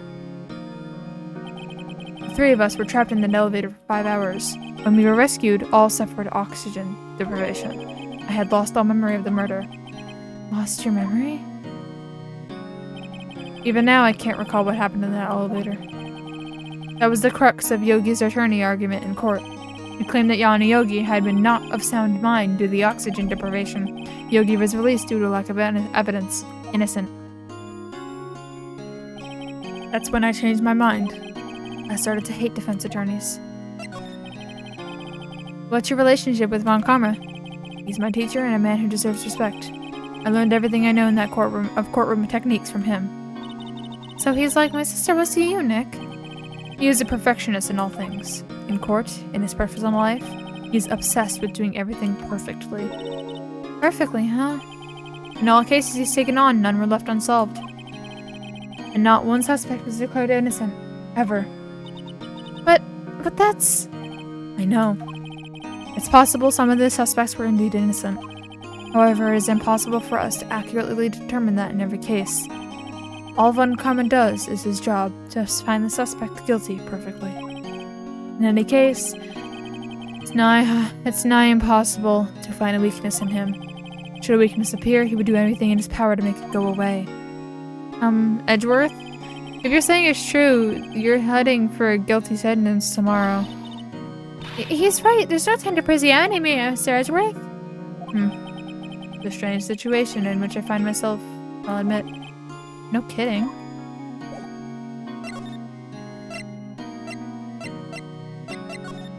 I'll head to Ghostberg, I guess.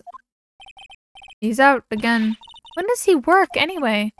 Not now. Now. Don't be harsh, because we'll have to come back later.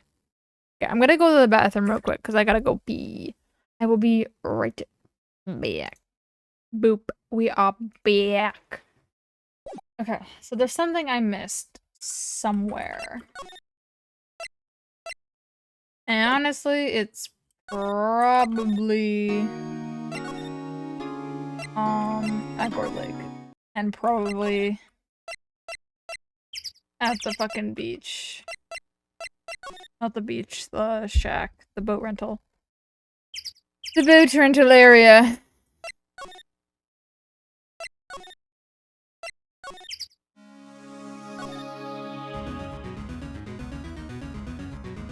The safe! That reminds me, Nick. Polly here knows the number to the safe, right? Yeah, it's like 1228 or something. Polly, what's the number to the safe? 1228. Squawk. Let's open it, Nick. Come on.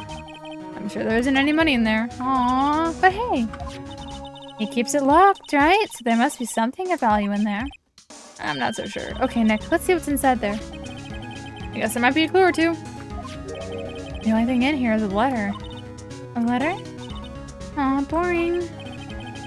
There's no name or signature on this thing. It's handwritten in very precise, clear letters. Get your revenge on Miles Edgeworth.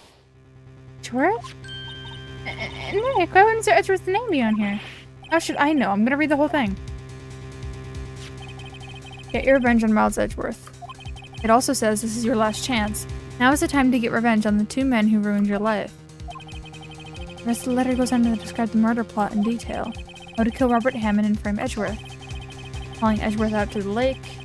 Getting on the boat. Firing twice. This is exactly what I figured out today in court. It's all here in perfect detail.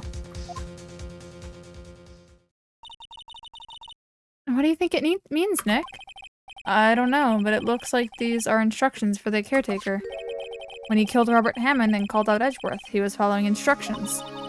But who could have written that letter? And what does it mean, get revenge on Miles Edgeworth? Look, I don't know, okay? But one thing's for certain. This letter is an amazing clue. Hell yeah.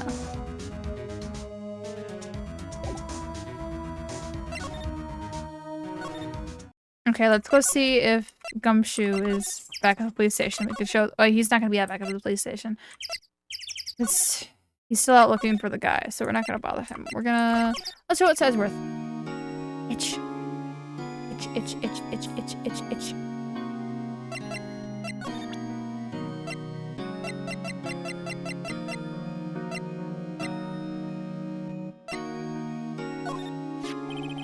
Edgeworth, see this letter? This came out of the safe in the shack where that boat rental caretaker lives. I see.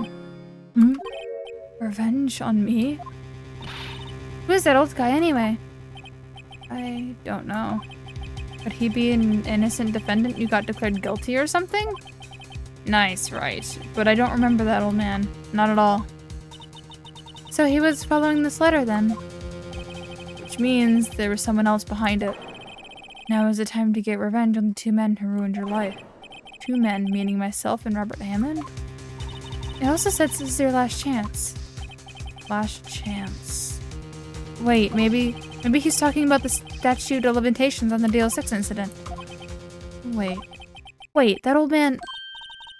What is it? Do you know who he is? Yogi. Could he be Yogi? Yogi? The suspect in the DL6 incident, the one who was found innocent. Yanni Yogi was a court bailiff at the time. We just happened to be in the elevator together 15 years ago.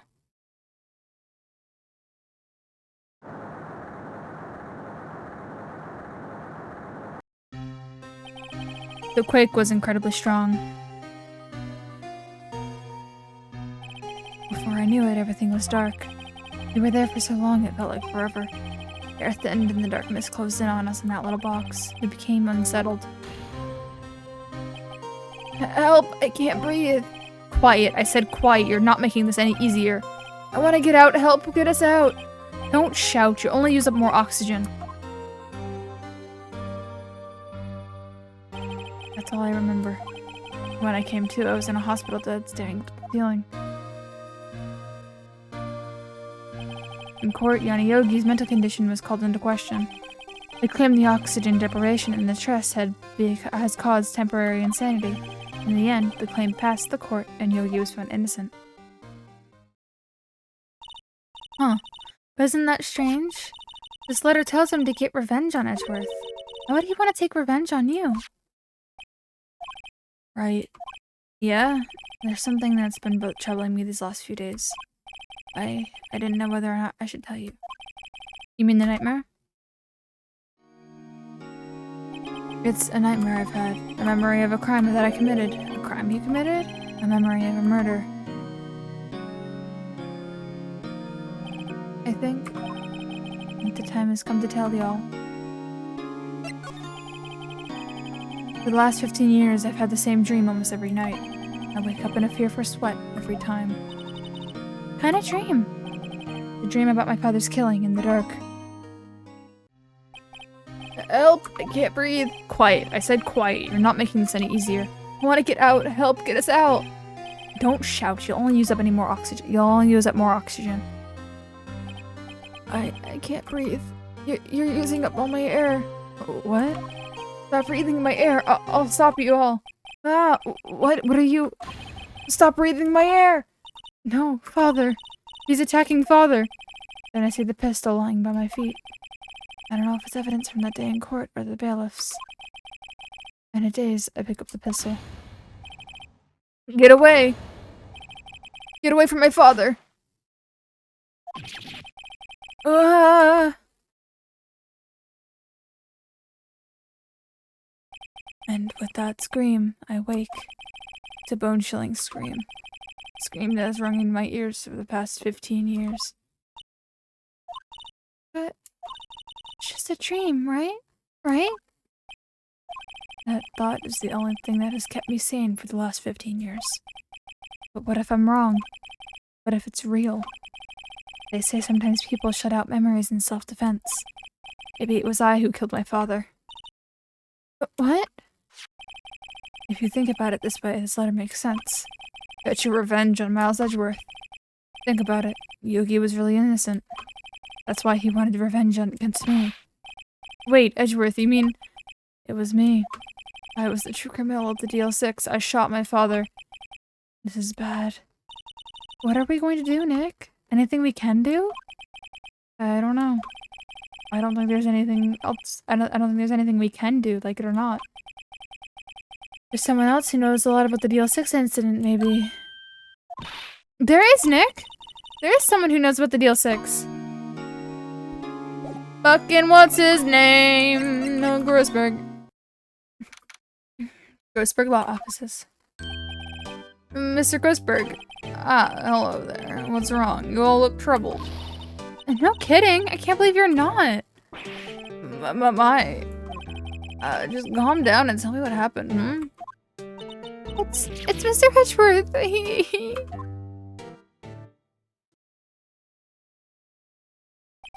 I see.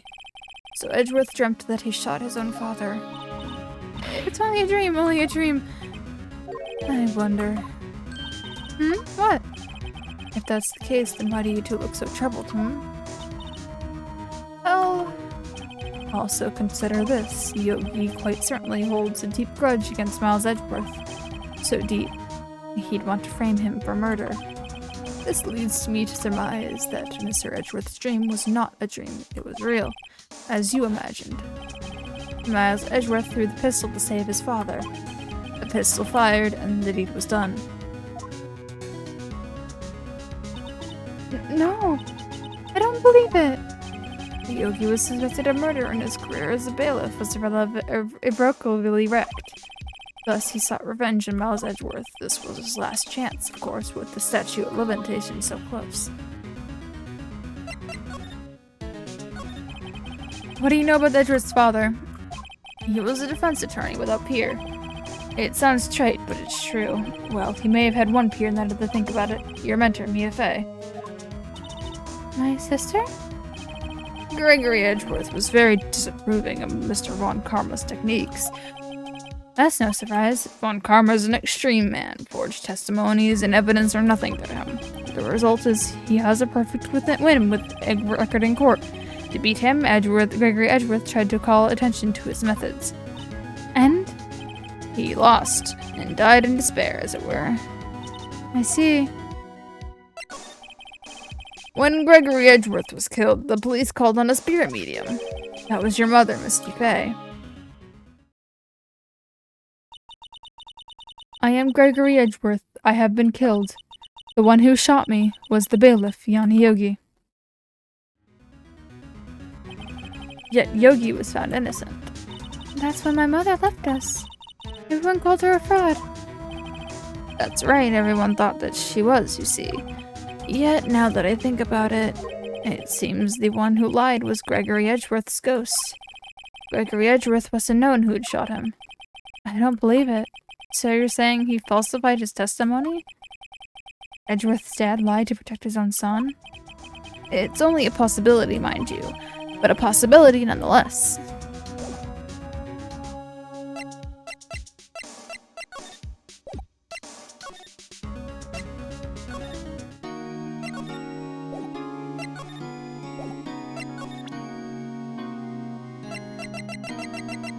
What do I do now? Maybe I'll run around. You. Nope. You. Nope. You. Nope. You. Nope.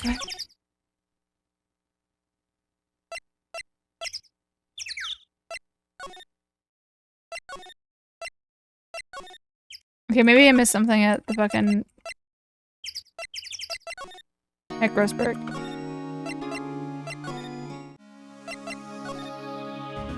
I did not. Oh, maybe I have to show the letter. Oh, so this is the letter? It does seem that Yogi was following this letter when he killed Hammond. But why kill Robert Hammond? Hammond was a skilled defense attorney, but he defended clients not for their own sake, but his own. His own sake? He never trusted his clients, that one. The only thing he trusted was his own ability. But he got his clients found innocent, so why should it matter? Actually, my dear, it's quite different. He won that innocent verdict for no one but himself. Yogi was a free man, but societally he was ruined. Huh? You'll understand soon enough. Wait. What is it? This letter. I've seen this handwriting somewhere before. A long time ago. Whose handwriting was this? Do you have any idea who wrote this? Karma, maybe? Could it be Manfred von Karma? Von Karma? Why would he have something to do with this? Well, I'm not sure. Von Karma. Wait, you're right, my boy. This is Von Karma's handwriting, I'm sure of it. I used to see it all the time in court records. What? But that means that the one who told Mr. Yoki to kill was... Correct. Manfred Von Karma himself. What does this mean, then? Why would Von Karma want to frame Edgeworth?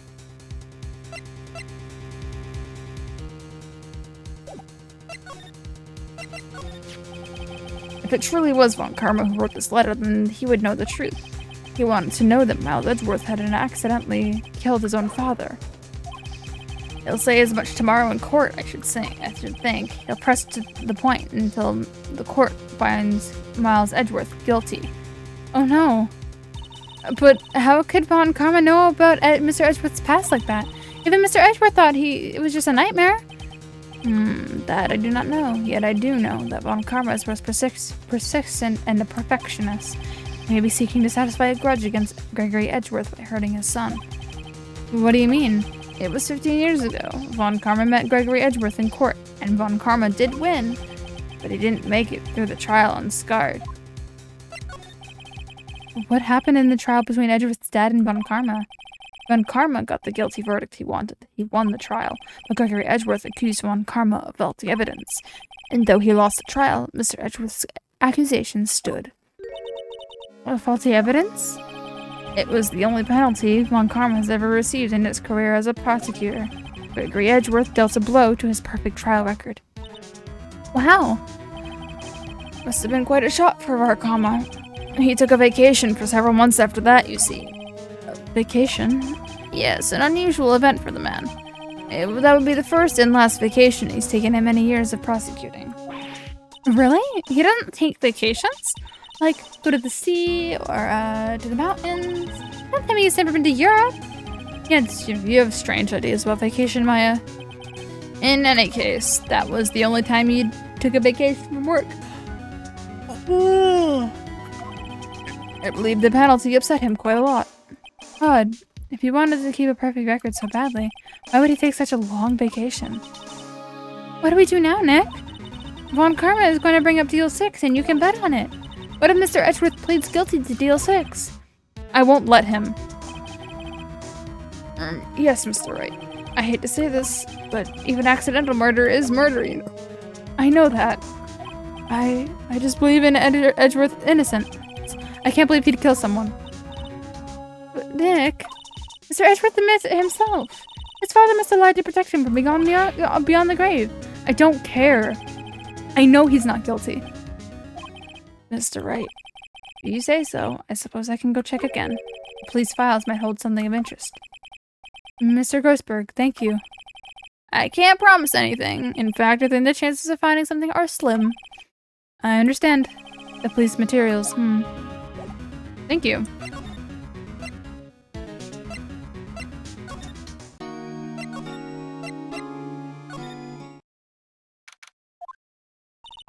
There's hardly anyone here. Everyone must be out looking for the old guy, Yogi. Ah, it's you.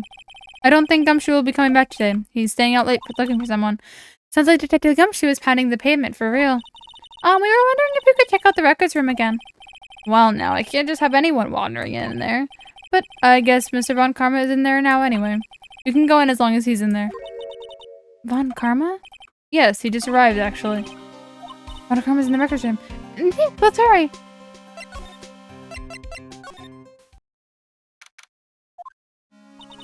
Bestie as always. We were only here yesterday. I'm sure they haven't had time to clean.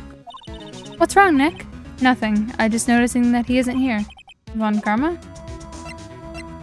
Yeah, he isn't here. This cabinet is where they keep evidence for the current cases. Some of the things were obviously murder weapons, others are question marks. Most of it just looked like random junk. Nick, what do you think this clothespin is for? Don't touch that. It's evidence. One of the drawers here is open. Someone must have been looking in it recently. The label says unsolved cases, evidence.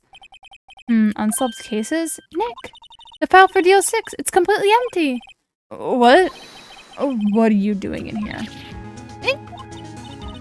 Von Karma. You. How did you know my name? Have we met? What are you saying? We see each other every day, don't we? We're Mal Edgeworth's defense team. Defense team? I beg your pardon. You see, I rarely remember defense attorneys. They are like bugs to me, needless things to be crushed. I can see how this guy was Edgeworth's mentor. Edgeworth is your student, right?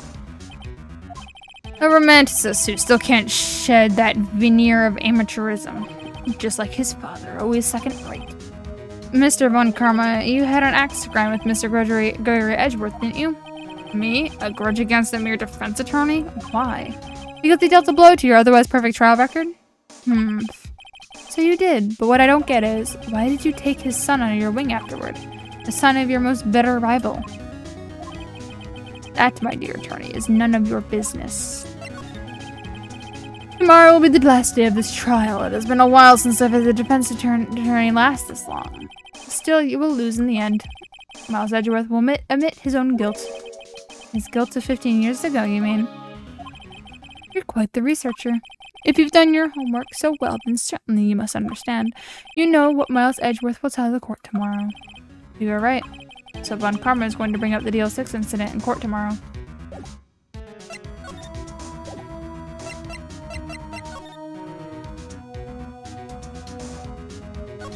Oopsies. Our drawer is half open, the label on the drawer reads themselves. Case evidence, all the stuff in here just as random. Only evidence. Only the evidence for DL6 incident is missing. I can guess who took it though, to Von Karma. Here are files of collected case reports. There's quite a large volume of reports here. Wow, these are all case reports? Yeah, it's like a graveyard of police cases. I guess my sister's case report is in here too. Quietly gathering dust.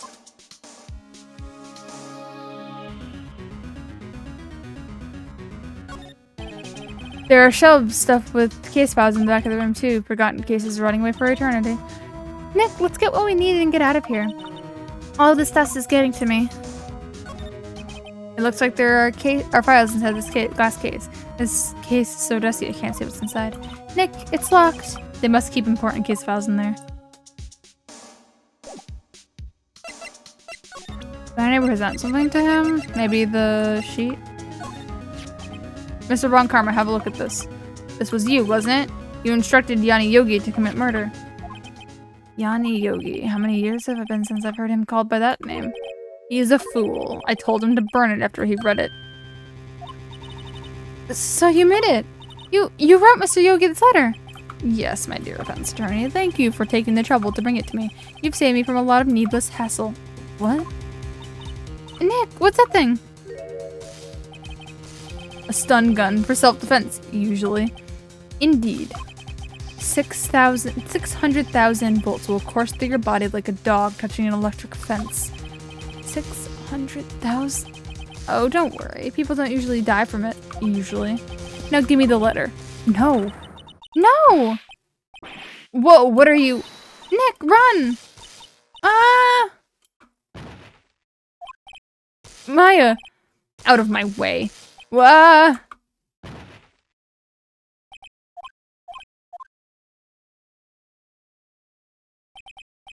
He got us. The letter's gone, of course, and he took the DL6 evidence, all of it. Back to having no clues. Wait, Maya jumped first. Maya, is she okay? Maya.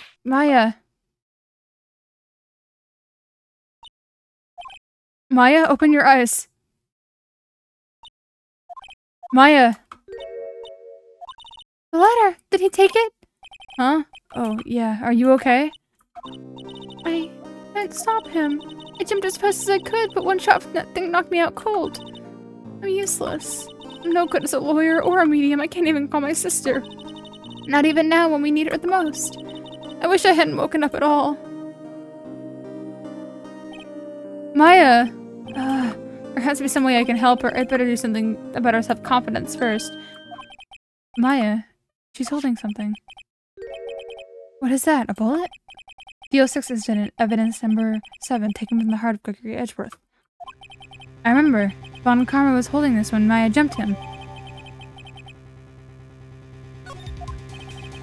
I'll prove it to you, Maya. You're most definitely not useless. I'll prove it to you in court tomorrow. Damn! You would think the police would hear us screaming. Would they not?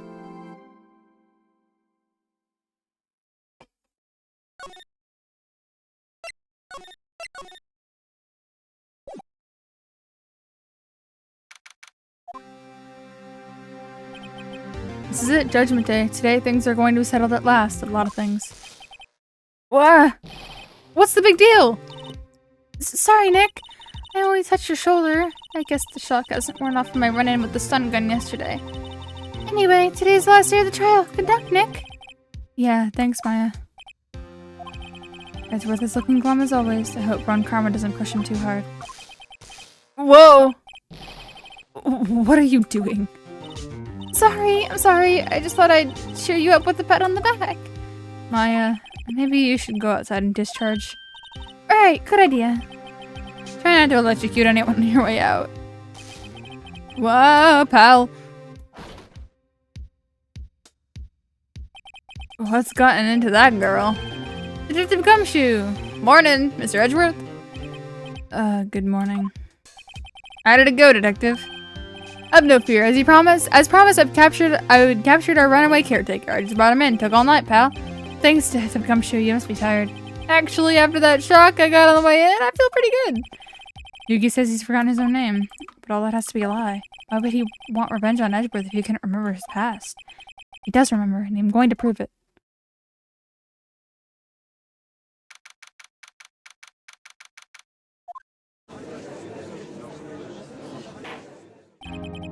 Court is now in session for the trial of Miles Edgeworth. The defense is ready, Your Honor. Prosecution is ready. Right, very well. We have reached the final day in our proceedings of this trial. I ask that the prosecution submit decisive evidence. Understood. Come on, don't be odd and silence if I have a little think he says. Very well, Von Karma, your opening statement. Right. Thanks to Detective Gumshoe's efforts, the boat rental shop caretaker has been arrested. In yesterday's trial, the defense asserted that the caretaker was the murderer. However, the caretaker has yet to confirm this. I would like to ask the defense to cross-examine him as much as necessary. Very well. Please bring in the witness to the courtroom. Ladies and gentlemen of the court, I believe you all remember our witness. He lives in the boat rental shop on the lake from where he witnessed the incident. In addition, he has currently lost memory of his name and identity. Witness. Why did you run away yesterday? The witness was not running away, as he will not testify. I see. Very well, please begin your testimony.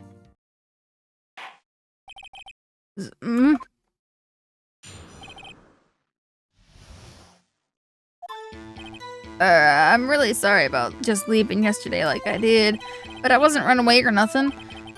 I went to buy some food for Polly, see? I figured I got nothing to do with this incident anyhow. I need one of those motive things, right? And I don't got one. So my testimony yesterday stands as is.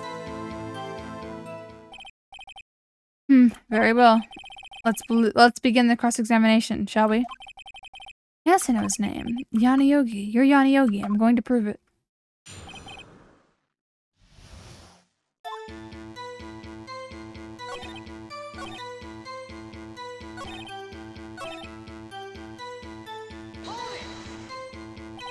How can you say you had no of it? I say you did. You had a grudge against Edgeworth and the victim, Robert Hammond. That's why you took revenge on them, right? Please don't make me repeat myself, Mr. Wright. This witness has no memory of anything beyond several years ago. He can't hold a grudge. It's impossible. I have to prove he's lying about his memory. Otherwise, it's going to be the same old thing over... and first things first, I have to prove who the man he is. That and the motive will prove itself.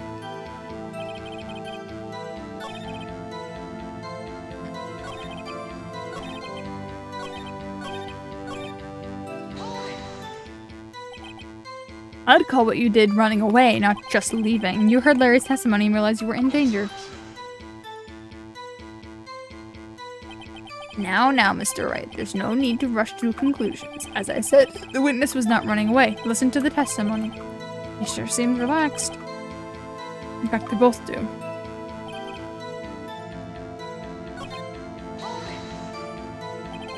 Food? Well, Polly is a bit of gourmand, you see. She only eats these high-quality bird pellets from France. They only have them down in the big pet shop downtown. But you weren't arrested until this morning. Why didn't you go back to the caretaker shack?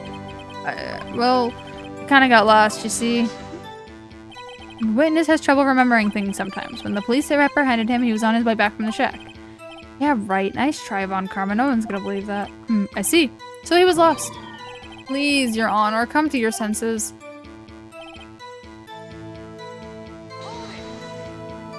You've lost much of your memory, is that correct? Yep, it seems like it. Then how could you know you didn't have anything to do with this incident? Or maybe you're lying about not having your memory, You know exactly who you are. The witness has testified quite clearly that he has no memory of who he is. If you claim he's lying, then show court proof. How am I supposed to prove that? That's impossible. I'm glad you come to your senses, Mr. Wright. Very well, witness. Please continue. Might I say something, Mr. Wright? Yes, Your Honor. You've been saying this same thing over and over now. You've been calling the witness's memory of the past, or lack thereof, into question. But does this really have anything to do with the current case? Of course, Your Honor. The witness has said that he has nothing to do with this case and no motive. Both of these statements are lies. Order. Mr. Wright, there is a serious problem with your claim. Or are you saying that you know who this witness is? Of course, Your Honor. Now this is interesting. I would like to know myself. So who is he? Don't play dumb, Von Karma. Mr. Wright, please tell us this witness's name. His name is Yanni Yogi, a former court bailiff. Yogi? That name seems familiar. Oh! Yanni Yogi, from the DL6 incident. Figures the judge would have heard of it. Such a famous case, but what does this mean? Your Honor, it means if this man is Mr. Yogi, then he has a clear motive. Tisk, tisk, tisk. Jumping to conclusions again, Mr. Wright. This man, the witness, is Yanni Yogi. Fascinating. However, how do you propose to prove this to the court?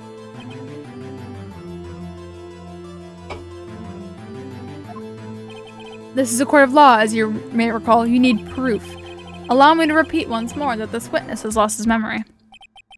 This is it. I have to do this now. If I can't prove he's Yogi right here, right now, then I've got nowhere else to go. Nick, how are you going to prove it? How can you prove that he's Yanni Yogi? Okay, it's quite simple, actually. Your Honor, please take this man's fingerprints. And then we'll compare him to the fingerprints on file for Yanni Yogi 15 years ago. I see, that makes sense. Tisk, tisk, tisk. Huh? I'm so very, very sorry, Mr. Wright. Why? The witness has no fingerprints. What? What? No fingerprints? You see, before I worked as a caretaker, I worked at a chemical plant. I burned my fingerprints working with the stuff. Yup. What? Yogi, you sneak. You burned your fingerprints to hide your past. Well, if the witness has no fingerprints, I guess we will not be able to prove his identity. No. Tisk, tisk, tisk. Well, what will you do, Mr. Wright? It seems that the case has been decided, no? No.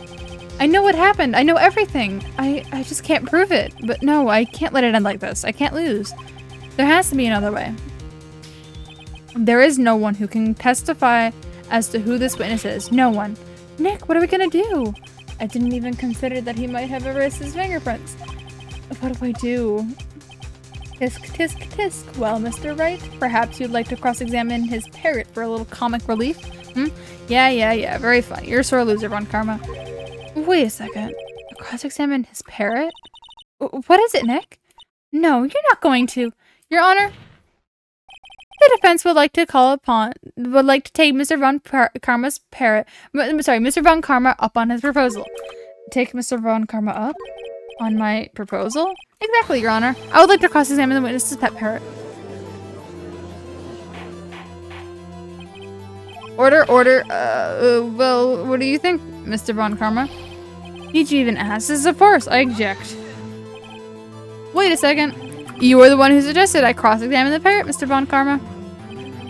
I have a right to do so, as you suggested. Well, if you're so desperate, then please be my guest. Of course you should go through with this, and nothing comes of it. I hope you're ready for the consequences. Nick, this is crazy. Well, still want to go through with your little game? Yeah, I'm doing it. Let the parrot take the stand. I will cross-examine her, Your Honor. And this is the most ridiculous thing I've ever heard. When Karma's rigged every person's testimony, every piece of evidence, except the parrot. She's my last chance. At least I think so. Bailiff, bring in the parrot.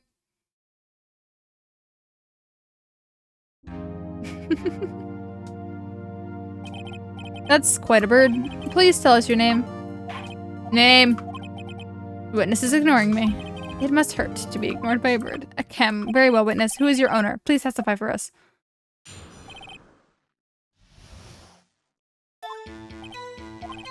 Hello. Hello. Quack. Certainly the most concise testimony we've had so far. Very well. Begin your cross-examination. Right. What are you going to do, Nick? I don't know. I don't know. What do we do here?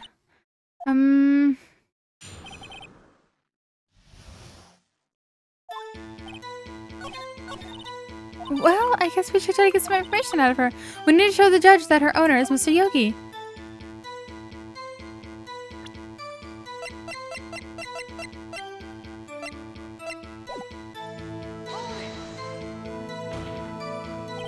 Witness, you can't just say hello. Expect us to get anywhere. Why don't you testify? Oh yeah, you talk to her.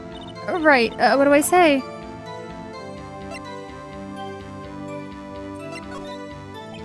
As I recall 2 days ago. Polly, Polly, have we forgotten something? Quack. Don't forget DL6. Quack. If I can get Polly to say that here, it would prove that the caretaker had something to do with DL6. Polly, have we forgotten something? Hello, hello, squawk. That's not what you're supposed to say. Forgot something. We forgot. Hello, hello, squawk. Uh-oh, it's not working, Nick. Say it. She won't say it. This is ridiculous. Why won't she say it?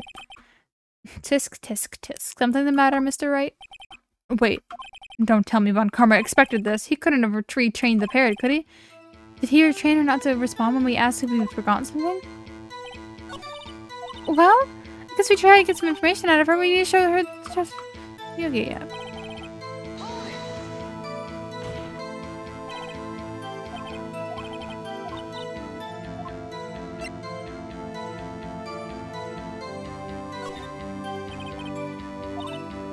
Polly, Polly, what's her name? Polly, Polly. Squawk. Mr. Wright, I think we've established that this parrot's name is Polly. Does this have anything to do with her owner's identity?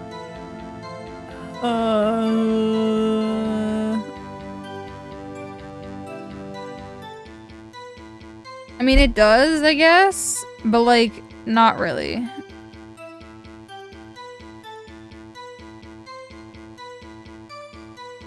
But I'll go with the course. Yes, it does. Ah, fascinating. You claim that the parrot's name will prove her owner's innocence. Or guilt. What? Prove her owner something. I didn't read it fully. Then show us this proof. Nick, don't you think you're taking bluffing a little too far? Listen, we're not here to answer the question of who is the caretaker. We're here to prove that he is Yana Yogi.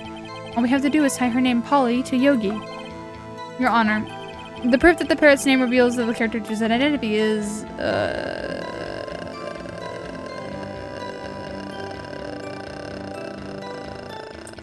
I guess the case file? The DL6 one?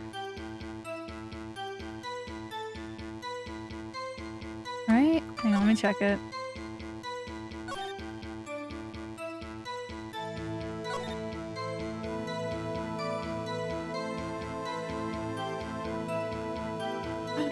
Polly Jenkins.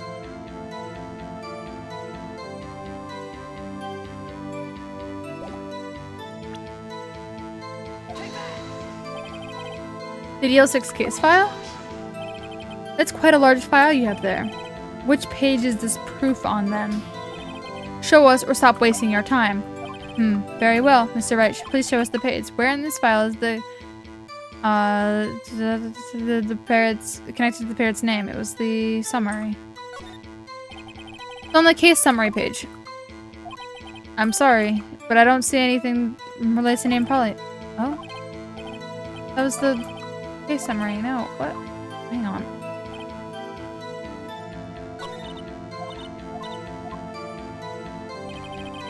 So it's the whole thing is the case summary, is it not? Oh, fuck. No, that's not what I wanted to do.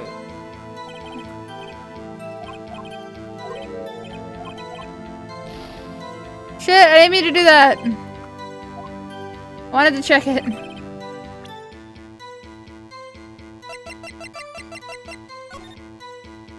Oh, it's at the top there. Suspect data, it's suspect data. Press. What do I say? What is your name?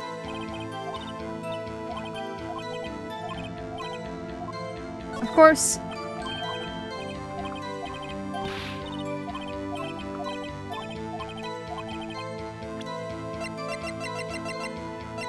This.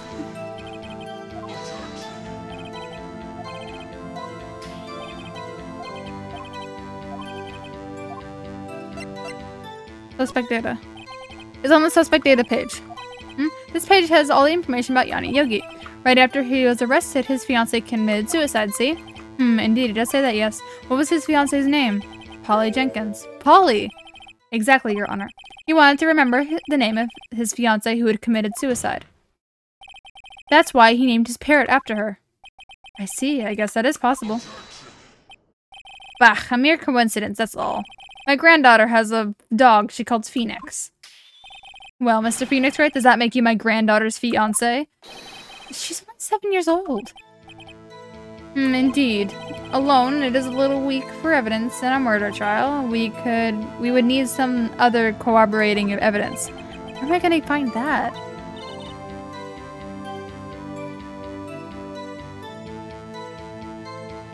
Nick, we're getting close. One more, if we can just... You did. Yeah, one more, if we can just get one more piece of evidence. Right, but what? Very well, witness, you may continue.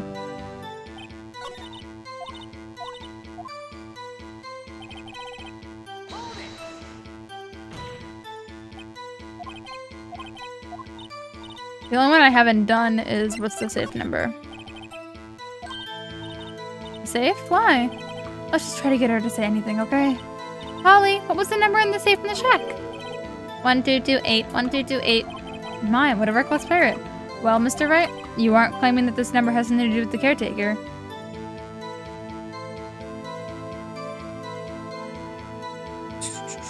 Oh, 1228, 1228. It's the date. Actually, it does. That's why I had her say it. Ha, ridiculous. How can the number to a safe tell us who the caretaker is? Show us your proof. What could you possibly link? Hang on, let me check it so I can... Okay, the date was... cool. It was on the first page. The deal 6 case file? What is this obsession you have with this case? Mr. Wright, where in this file is something relating to the case summary? It's on the case summary page. The case summary? Specifically, the date on which the DL6 incident occurred. The date of the DL6 incident, December 18th, 28th? Why, that's today's date, 15 years ago. And the number on that safe is 1228. Ah, he used the date of the DL6 incident as the number for his safe, Your Honor. That's how important that date was to him. It certainly is an interesting coincidence. People often do set their secret numbers to dates. Bah, this is not tangible proof. I set my ATM cards to 001 because I'm number 1. That has nothing to do with the date, nothing. That's enough. You just tell this fucking pin to the whole fucking court. Bro really is just dumb. That's enough. I think we've reached a conclusion here. This is a mere coincidence, that's all. True, that is a possibility. However, the two coincidences at the same time seems more like a pattern to me. What are you saying? Summon the caretaker of the boat shop immediately. Witness, tell us your name. Wait, the witness, he doesn't remember. No, it's okay. Alright, no, it's okay. I have accomplished what I wanted to do. I'm done. Nick, he looks totally different. This is the real Yogi, I think. Finally. He's been acting feeble to hide his true identity. Acting for 15 years. Well, let me ask you again. Please state your name for the court. My name is Yanni Yogi. 15 years ago, I served as a bailiff in this very court. Order, order. Yanni Yogi. So it was you who killed Robert Hammond and tried to frame Miles Edgeworth for his death. Yes, it was me. I did it. They put me on witness stand 15 years ago. Robert Hammond, he said I was mentally unsound. He told me it would make me innocent, get me off the hook. So I pretended to have brain damage. I was innocent, really, but he didn't believe me. We won the trial, but I lost everything. I lost my job, my fiancé, and my social standing. Then, this year, 15 years later, a package arrived. It was a letter and a pistol. The plan was written out in careful detail. It was a plan for me to take my revenge on the people who had ruined my life. I didn't care who had sent it. I thought this was my chance. After 15 years, this was it. Finally, a chance to have my revenge on Robert Hammond and Miles Edgeworth. I have no regrets. Wait a moment. Revenge against Miles Edgeworth? What do you mean? I'm not at liberty to speak on that matter. Why don't you ask Mr. Edgeworth yourself? Anyway, I admit it. I was the one who killed Robert Hammond.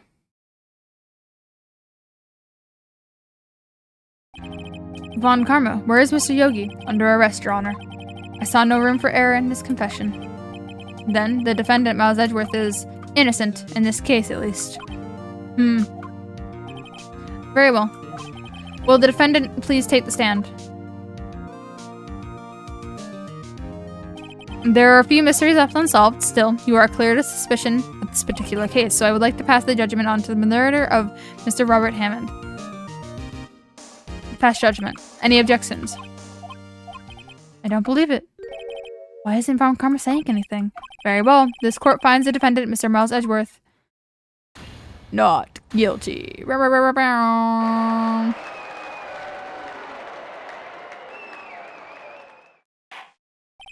That is all. This court is adjourned. He didn't say anything. Oh. Did someone just say objection? Wasn't Von Karma. Wait, but that means... No. Edgeworth. Your Honor, I object to your judgment. What do you mean? I'm not innocent at all. As we have heard, Yanni Yogi killed Robert Hammond in revenge. Revenge for what? Nick, Edgeworth is trying to confess. He's trying to say he's guilty. He's going to tell them he was the murderer in the Deal 6 incident. He's going to tell them he killed his own dad. What do we do? Fuck, I don't know. I don't know. Raise an objection. I think probably the evidence that is raise an objection. I don't know. The judgment here is the impasse. I object to Edgeworth's outburst. Didn't something like this happen yesterday too? I believe a certain witness raised an objection after the guilty verdict was passed. That would be Larry. We must hear this new statement. You must hear Miles Edgeworth. He's right. We have a duty to hear Edgeworth out. Fuck. For 15 years, I have had a recurring dream. A nightmare. It's only a nightmare. That's what I told myself. But now I know it wasn't a dream. Yanni Yogi wasn't the killer. You mean in the incident where your father died? From the distance of the shot, it wasn't suicide either. Everything was clear as day. The murderer? The criminal in the DL6 incident. It was me. Your Honor, I confess my guilt. I am guilty for DL6. The statute of limitations ends today. The culprit is me.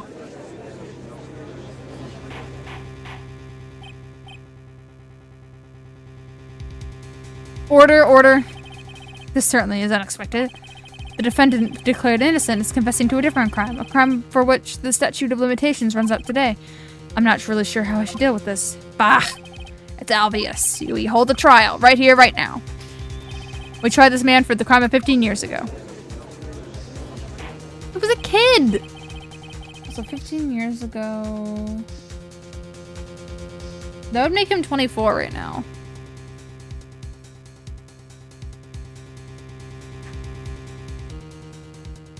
I think I would like to take a 5-minute recess. During this time, I would consider the appropriate course of action to take. Court is adjourned.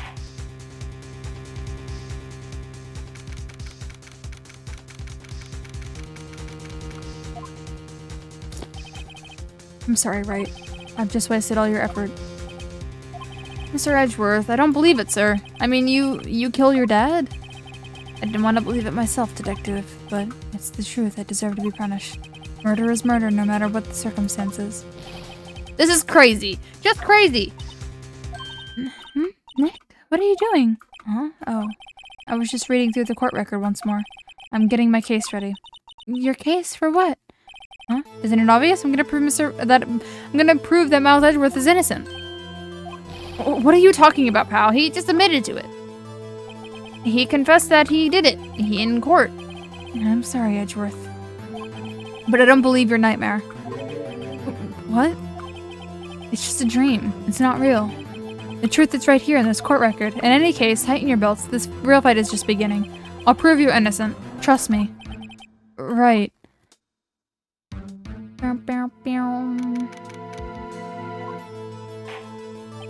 Now then, I would like to resume our trial. Judge, Miles Edgeworth has admitted his own guilt. He's confessed his crime. Let us begin by hearing his testimony. Then, though pointless, let the defense do their cross-examining. The statute of limitations in the Deal 6 incident runs up today. Though it's unconventional for me, I'd like to run this one by the book. I see. Does the defense have any objections?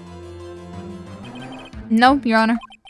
Von Karma, you knew this was going to happen from the very beginning, didn't you? Very well. Will Miles Edgeworth take the stand? Will the witness state his name and profession? Miles Edgeworth, I am a prosecuting attorney. Mr. Edgeworth, 15 years ago you mistakenly killed your father, Gregory Edgeworth. Is this correct? It is correct. Then testify about this matter to the court. When Edgeworth was telling me about his dream yesterday, I noticed something. One detail didn't quite fit. That would be the key, but if only if I can get it to work. Please, please.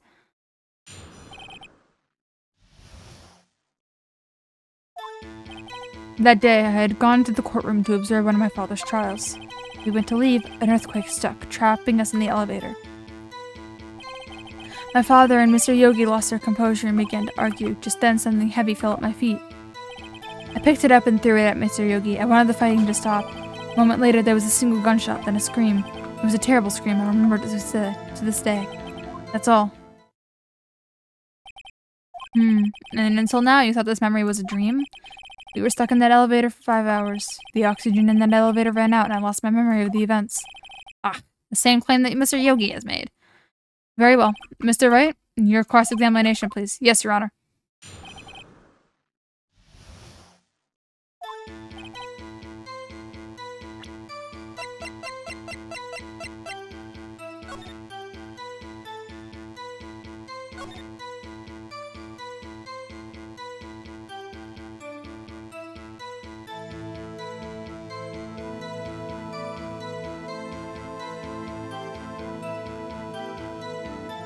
Murder weapon was fired twice.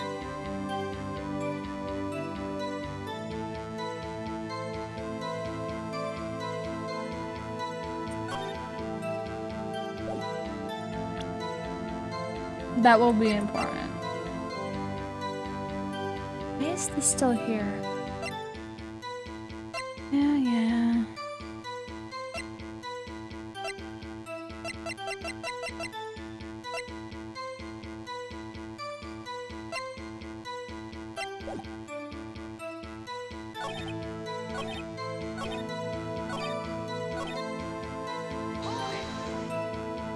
The gun fired once? Yes, I think after I threw it, I lost consciousness. Since then, they've echoed in my head every day. That gunshot, that horrible scream. The scream.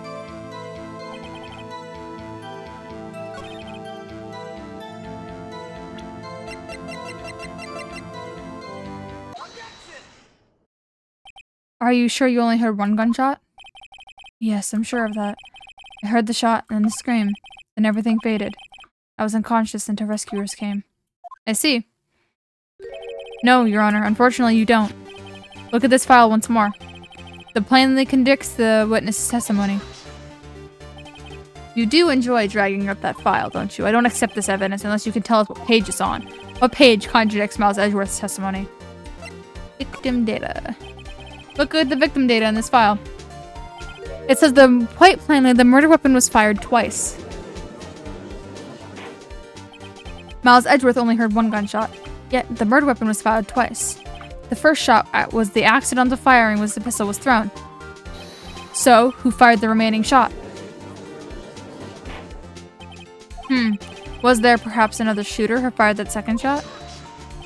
Your Honor, as I'm sure you're aware, this incident occurred 15 years ago. The evidence is dated. The pistol did fire twice. However, we do not know when that second shot was fired. It might have been fired the day before the incident. There is no proof that the second shot had anything to do with this incident. I see. You do have a point, Mr. Wright. The murder weapon was fired twice. As we have heard, one of those shots was fired by the defendant, a boy at the time. Do you still have any other proof that the other shot had something to do with this case? Well, there's a broken glass. Right? Like, there was a bullet hole in the glass. Your Honor, I think I'll be able to show you proof. What? Impossible. Now, Mr. Von Karma, save it for surprise for after you've seen the evidence. Very well, Mr. Wright, show us your proof. Do you have evidence that the second firing of the pistol related to this incident? It's here, this photo. Yeah, there's a bullet marks. Look at this photograph. This is a photograph of the scene of the crime 15 years ago.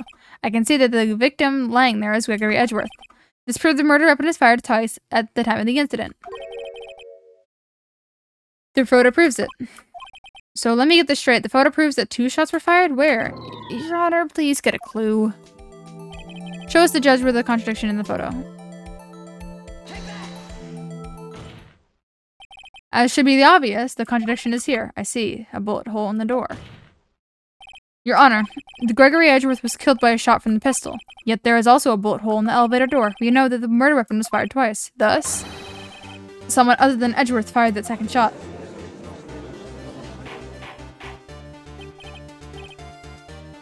Order. Mr. Wright, what are you driving at? It's simple, Your Honor.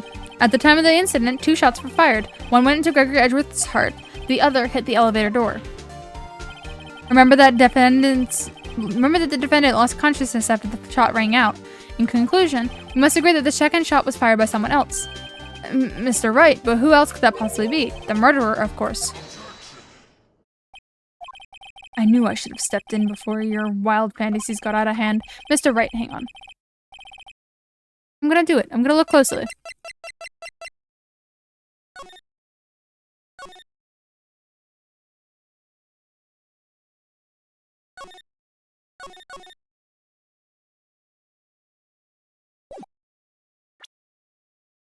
No things were found on the scene of the crime. Found in his heart. It doesn't say if he died instantly, huh? Try it on the case summary page. The case summary page? That's on page 1. Look what is written there. Not a single clue was found at the scene. If the pistol had indeed fired 2 times, then the other bullet would have been discovered on the scene. He does have a point. The second bullet hasn't ever been found. Why? Because the second bullet does not exist.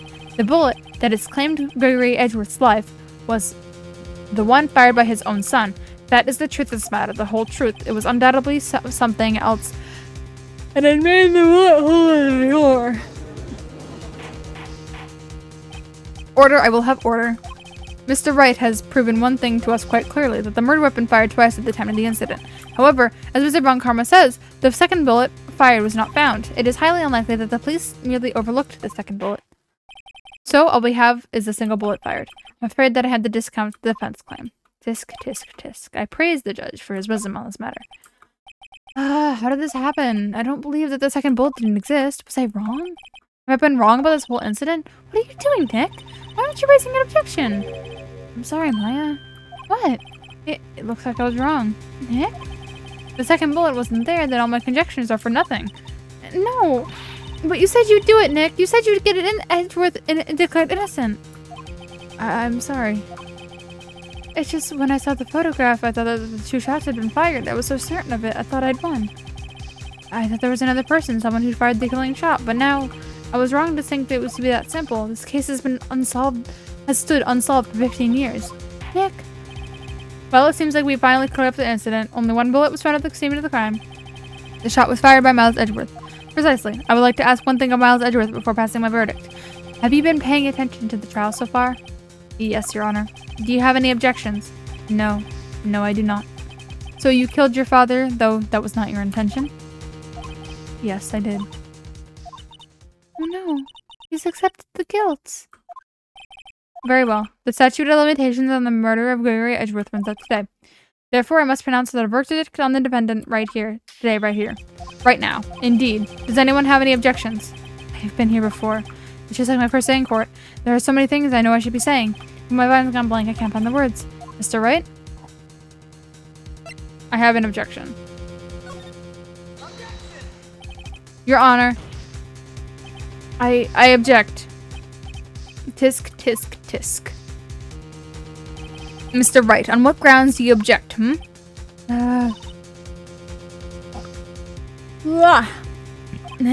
I don't know. His case is perfect. Oh no.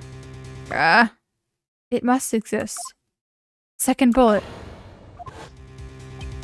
What? What did you just say? Nothing. The second bullet must exist. But where? Someone took it. It seems the waiting is not going to produce any answers from Mr. Wright. Wait, Your Honor. The second bullet. It existed. What? But we just heard proof that it did not exist. I realize that, Your Honor. I'm really grasping here. It's just someone took it from the scene of the crime. That's what happened. But who? The murderer. The murderer? Then tell us just who is his murderer? I'm still thinking about that one. So the criminal took the second bullet? But why? Huh? First of all, how would they have found it? Not easy to find a stray bullet, Mr. Wright. Was there some pressing need for the murderer to search for that bullet? Oh no, shit. Of course there was a need, that's why they took it. No, it was just they didn't need it. They just needed it to be non-exist, I think, right? What possible reason could they have had? Well, the reason the murderer took the bullet away from the scene is just... the murder. I guess the bullet would be proof, right? I guess I thought the bullet would be used as proof? Proof? It was a special bullet, so they took it with them. No. If that was the case, they should have taken the bullet from inside Gregory as well. Huh? Why would they take only one of the 2 shots fired? Oh, right. Mr. Wright, have you really thought this through? I'm going to have to penalize you. Fuck. This isn't going so well. Was there some need? No, I didn't need it. Why would the murderer spend the time looking for a stray bullet? I haven't gotten a clue. What's wrong, Mr. Wright? The murderer had no reason to take that bullet. You don't want to admit it, but it's true.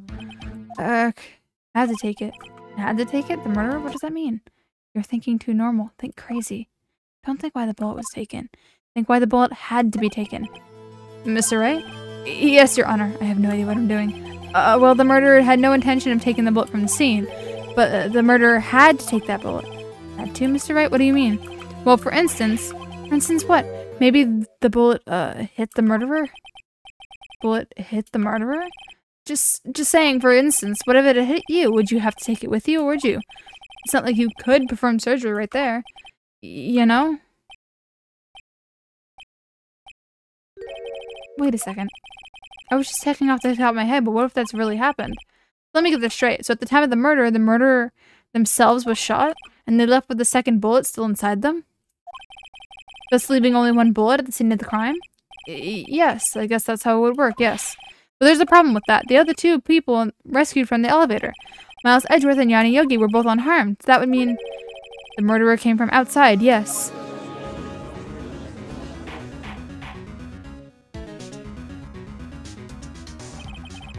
Two men fight inside of the elevator.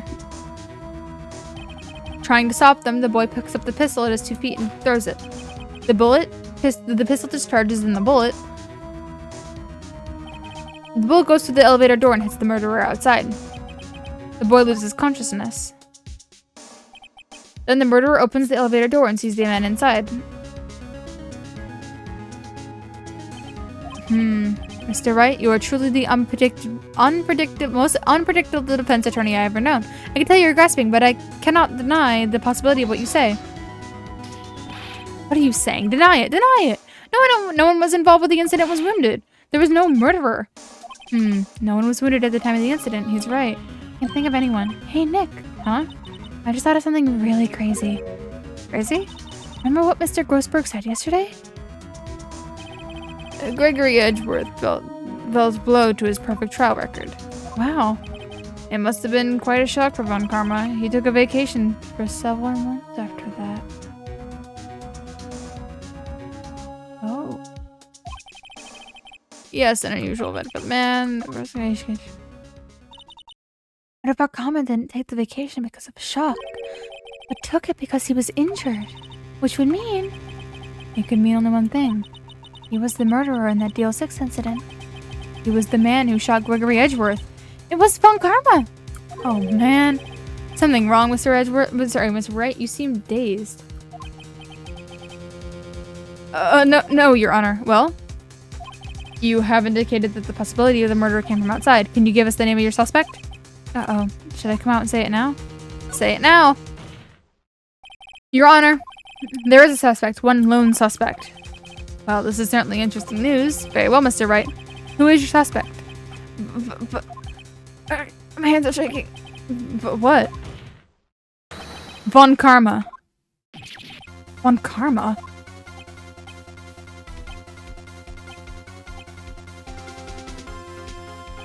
You mean the Von Karma? The prosecutor? The one standing right over there?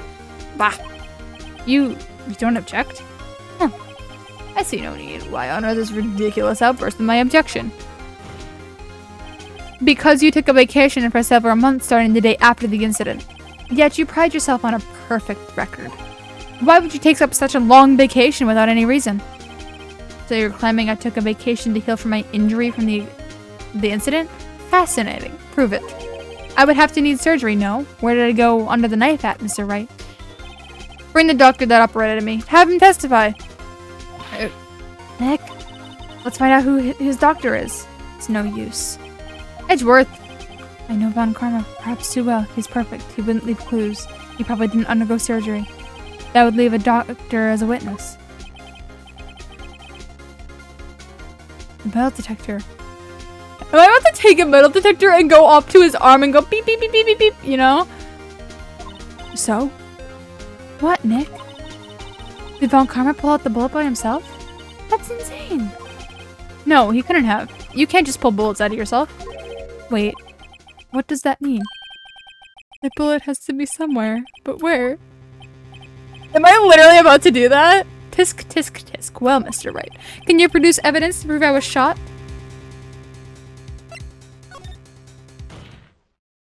Alright, Von Karma, I'll prove it. And I'll even use evidence. I know how much you like it. What? Evidence shows that Karma was shot was... Do I just pull out the fucking... Von Karma is perfect. He wouldn't risk surgery, leaving an evidence trail. So then, I asked where the bullet is now. I think it unlikely that Von Karma performed surgery on himself. You don't mean... I do. There is the possibility that the bullet is still inside Von Karma. How is that even possible for all these years? Well, there's one way to find out. We can use this metal detector. Well, Von Karma, I'm gonna run this over you and see what we find. I refuse. You refuse? But refusing this means you acknowledge that the bullet is still inside you. Order, order, order. Your Honor, the defense requests that we be allowed to use the metal detector. Judge, I call for a suspension of this trial. This is an invasion of privacy. The statute of limitations runs out on this case today. It was you who said we have to end it right here, right now. Enough. I permit the use of the metal detector. Mr. Von Karma, you will submit yourself to testing. Nick, what does this mean? I don't know, but we have to give it a shot.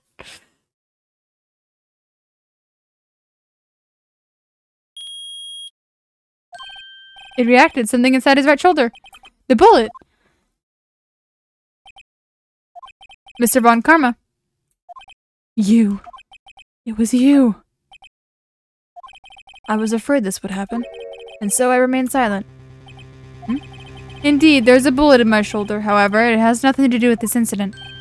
What? I was shot in the shoulder long before the DL6 incident. I claim that this bullet in my shoulder has no relation to the DL6. But, Mr. Von Karma, can you prove that? Prove? I have no obligation to prove anything. It is Mr. Wright who must prove something here. Not I. Mr. Wright, well, can you prove it? Can you prove that the bullet in Von Karma's shoulder was from DL6? Of course you can't. You don't have any proof of the DL6. You don't have any of the DL6 evidence. That's because you took it out of the court record rooms yesterday. With no proof, you cannot convict me of any crime, but I do have the bullet.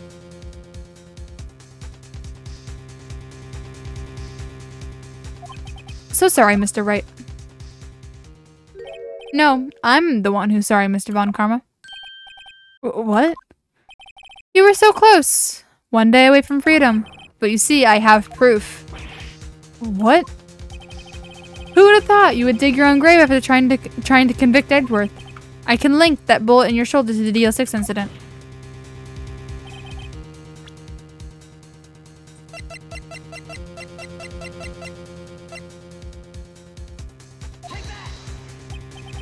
That's a bullet? Where did you get that? This is the bullet used in the DL6 incident. This was taken from the heart of the victim, Mr. Gregory Edgeworth. The bullet is preserved quite nicely with all the ballistic markings intact. Ballistic markings? You may recall the term. It came up in the first trial a few days ago. Ballistic markings are the fingerprints of a weapon. All bullets fired from a gun are marked with that weapon's unique pattern. By examining the weapon's markings, you can tell which weapon fired the bullet. It's quite accurate. We have 2 bullets in our possession. One, the bullet removed from Gregory Edgeworth's heart. The other, Mr. Von Karma, is the bullet buried in your shoulder. We can analyze both bullets, and then if the markings matched, we would know that both bullets had been fired from the same gun, the very same pistol, in other words, the murder weapon that killed Gregory Edgeworth. Mr. Von Karma, you will let us remove the bullet from your shoulder. Then we will compare the ballistic markings to those on this bullet and solve this case once and for all. Well, Mr. Von Karma? Ah!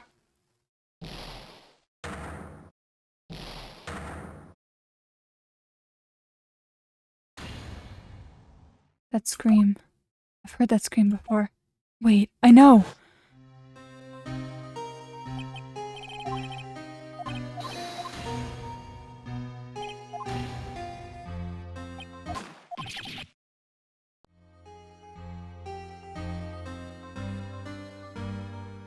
It's that scream I've heard in the elevator 15 years ago.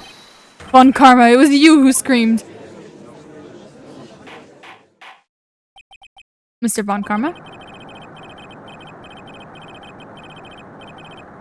Only you would dare defy me. So it was you. You and your father are my curse. Your father shamed me with a penalty on my record. And you left a scar on my shoulder that would never fade. I'll bury you, I'll bury you. Something, something. 15 years earlier. Chief Prosecutor, I'm sorry.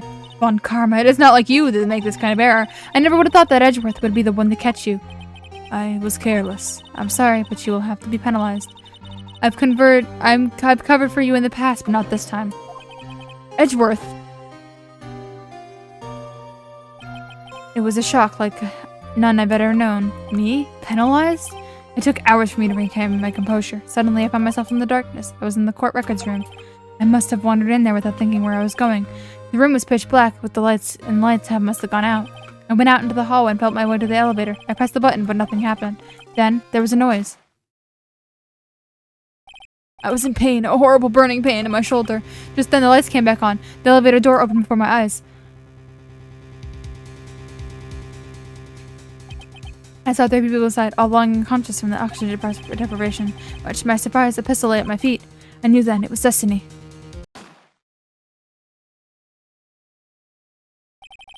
In his last moments, Gregory Edgeworth was still unconscious. He died, never knowing who had shot him. Later, he spoke through a medium, blaming Mr. Yogi. He was fooled. It was the perfect crime.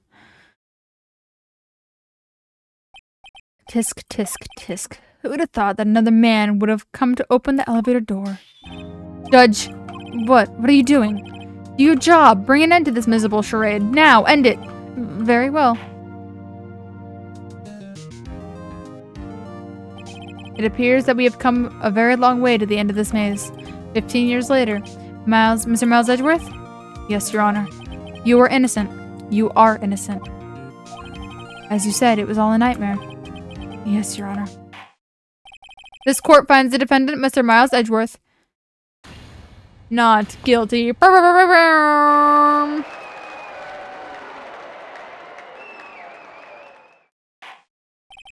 That is all. This court is adjourned.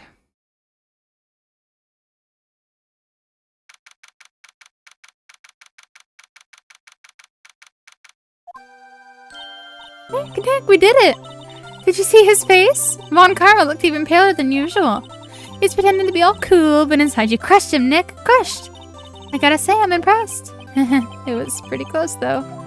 I was sure we'd had it. I know. I was on the verge of tears the whole time myself. But now it's all just a good memory. So, it's finally over, Edgeworth. Right. Yeah? I'm not sure how to say this. I know. Try thank you. I see. Thank you, Wright. You're welcome. I think you could have done better than that. Sorry, I'm not good at this sort of thing. You got a lot to learn, Edgeworth. She's got you there. Whoop! Amazing, pal. You pulled through just like I thought you would. I'll never forget this. I owe you one, pal. And tonight, let's party. Dinner's on me. Yeah, my salary went down a bit this month. But who cares? You see, Mr. Edgeworth? You should take a lesson from Detective Gumshoe. That's how you say thank you. I see. Ahem. Whoop! I feel foolish. Don't worry, take it a little at a time. You'll get used to it. It's been 15 years since I've seen Edgeworth this unguarded. Hey, y'all! Lotta! Y'all were great in there. Thank you. Yo, Edgeworth, congrats. Thank you all very much. I knew you were innocent from the start, of course. Just look at you. You wouldn't stick your hand in the cookie jar even if no one was there. You were the witness on the first day of the trial, weren't you? Yeah, well, let's be bygones, huh? Speaking of which, what are you doing now, Lotta? Who, me? I went back to college. I gave up trying to be an investigative photographer pretty quick. Really? That's too bad. Huh? Isn't that the hot dog guy from the park? Huh? It's over, Nick. My life is over. What sad face, Larry? What happened now? Oh, Nick, I'm not long for this world. Huh? You don't look sick. It's Beyonce. She's going to live in Paris. Paris, Nick. She's leaving me behind. Should have seen that coming. Yo, Edgy, there you are. Yes, here I am. Congrats, Edgy. Here, a little gift from me in celebration. Celebration? That's unusual for you. Harry Buds, you come along tight too. My treat, pal. Huh? Thanks. Looking forward to it. Yo, Nick. That's the suit that questioned me. When he says the treat, that's not police talk for prison food, right? Right? I think you'll be fine, Larry. Right. Yeah? What's up? That envelope that Larry gave me. It's got money in it. Well, yeah, it's not that strange. Larry! You motherfucker. Yeah, it's not that strange. People give money away to celebrate sometimes. It's $38, right? Huh? What a weird amount. I mean, it's not a little, but it's not a lot either. 38 exactly? Wasn't that the exact amount of lunch money that was stolen from Mr. Edgeworth in school? $38? No. No! Larry, it was you? What are you so surprised about, right? Huh? Larry was absent that day from school, right? But that doesn't automatically rule him out as a suspect. What? Think back to that day 15 years ago. Larry took the day off, but he was bored, so he came into school anyway. Then he saw the money lying there, and then the rest is history. I never was good at history. Edgeworth, you didn't know, did you? I suspected. I just couldn't break your Larry protecting you like you did that day. Everyone else was saying you did it. No class was against you, remember? Yeah, too well. Right, you may not know this, but we used to have a saying back in school. When something smells, it's usually the butts. I know. Really, right. I'm surprised you didn't figure it out. Well, this sure is an unexpected turn of events, eh? Edgeworth. You should have told me! Now, Nick. It was 15 years ago. Don't you think the statute of limitations have run out, Mr. Edgeworth? I'd say so, yes. There you have it. Where does that leave me? I became a defense attorney because of what you two did. Well, you've always been somewhat of an insufferable emotionalist. Yeah, and you get worked up too easily, too. Death! The death sentence for both of you. Man, if only I had known, I would become a prosecutor. The same goes for me, only the other way around. For the longest time, I thought that I might have killed my own father. I thought that I might have been a criminal. Became a prosecutor in part to punish myself. If I had known the truth, I might have become a defense attorney after all. Edgeworth, want to switch, right? Hey y'all, line up, I'll take a photo. Hey, photo time, let's go. And after that dinner is on me. Detective Gumshoe took us out on the town that night. We celebrated Edgeworth and found new freedom. We found freedom, even though Edgeworth himself was still in detention.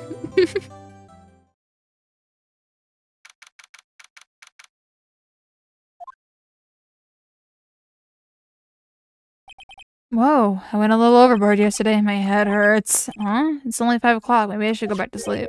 Huh? What's this, a letter? Good morning, Nick. You were really impressive yesterday. Seeing you, it made me think about what I'm doing here. I'm a spirit medium, in training, of course. I wanted to help Mr. Edgeworth, too. I wanted to help you. But I couldn't. I was useless. So I've decided to go back to my training. I'll become a full-fledged spirit medium, for starters. I couldn't say it to your face, so I left this letter. Goodbye, Nick. Aw, I'm gonna miss her! Goodbye? What time is it? Gah! The first train for the mountains have already left the station.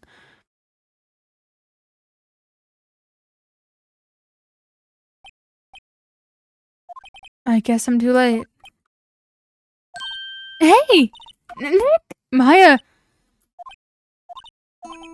So, you're leaving? Yeah. It's hard being a spirit medium who can't talk to spirits.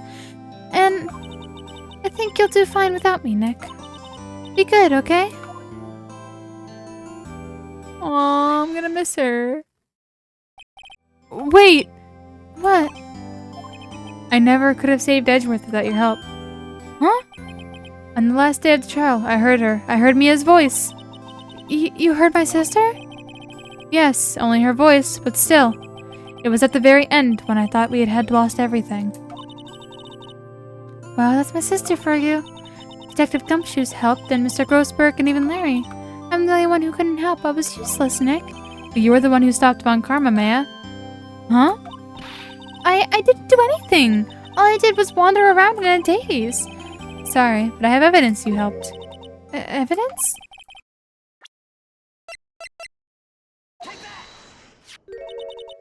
A bullet?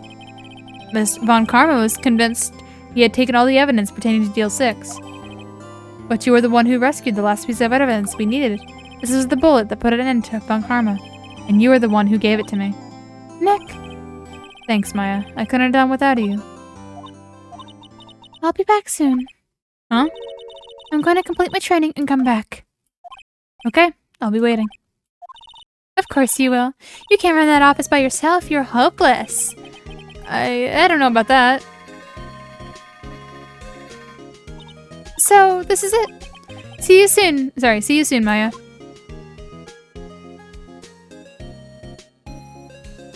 Aww. Thanks, Nick.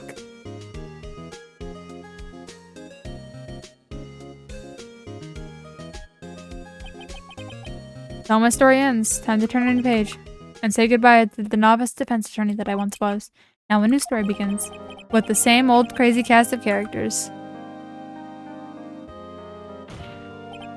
Ah, don't think you've graduated yet, amateur. Mr. Wright, perhaps you'd like to rethink that claim?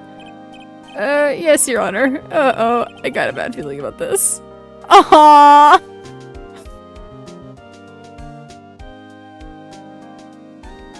Aww!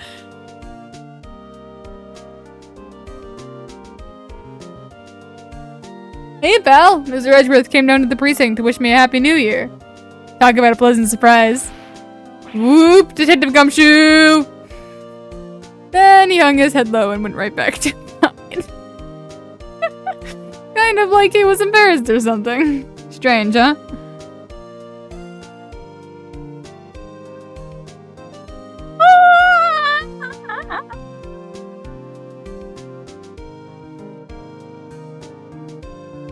Huh, Nick? Nah, I haven't seen him lately. Who, me? I've been working at a cheese shop. That Missy's a nice lady, but she's not exactly what you'd call a cheap date. Huh? Oh, she's in Ohio right now. Yeah.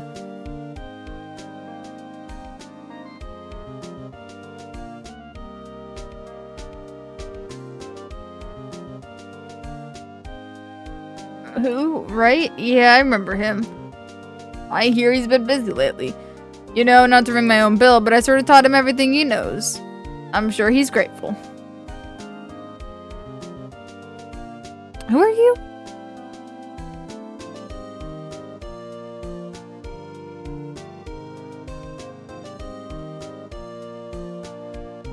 Phoenix Wright? Ah, the defense attorney for whom I wrote that affidavit for. Yes. Oh, you should know I've taken over management of the Gatewater Hotel recently. Should you be in the area, please stop by.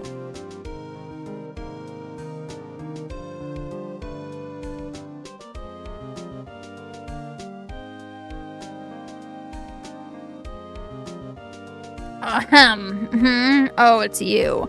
Phoenix Wright? Ah, yes, Mia's understudy, was he not? I wonder how he's doing. I haven't seen him of late. Ah, the days of my youth. Like the scent of fresh lemons, you see.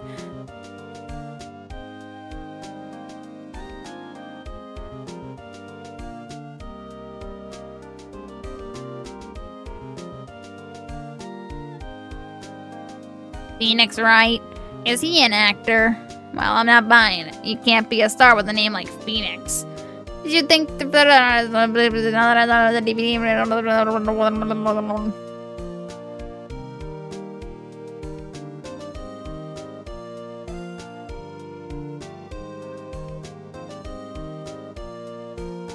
I'm pleased to announce The Pink Princess is a hit. I'm sure I owe that Mr. Wright a great deal. Oh, and I'm keeping my face out of the public eye till the show's over. I wouldn't want to ruin any kid's dreams, you know?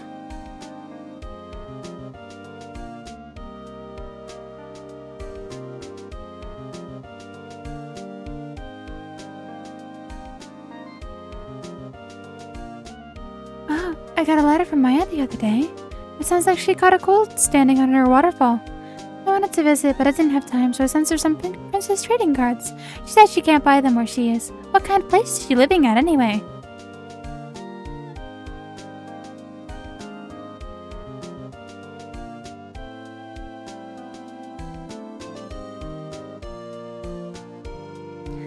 Right? Who's that? You want to talk? Let's talk, Princess. All right. But, you know, I snuck into the studio the other day. And I saw her. The one inside the Pink Princess suit. Ugh, what a dog. It was kind of shock for a boy my tender age.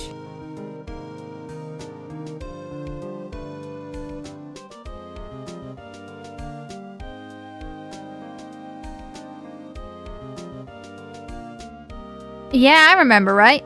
That lawyer guy. Huh? Me? I'm in training to become a paranormal photographer. You know that picture that I took of everyone? Well, just behind them, there's a ghost. For real? Now that's talent. I'm gonna go be famous. Oh, Mia was in that photo! No! Mia was in the photo. Called it! I called it! Oh, look at that photo! I'm drunk. Oh!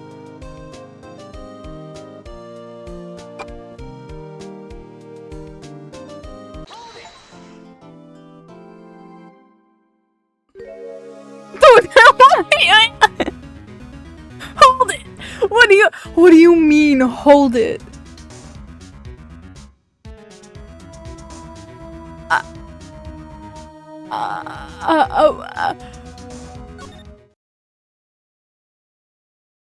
Huh?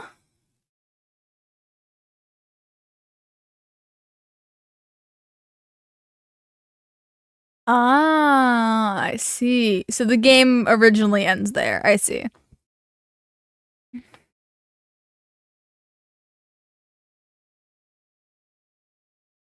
I see.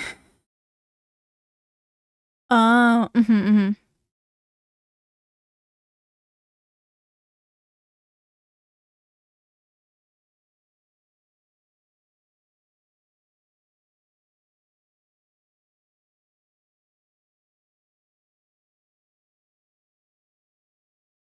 Okay.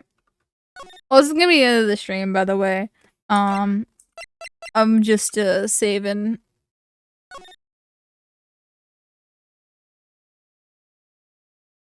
here, and I guess we'll like peek at this because it's gonna autoplay anyway.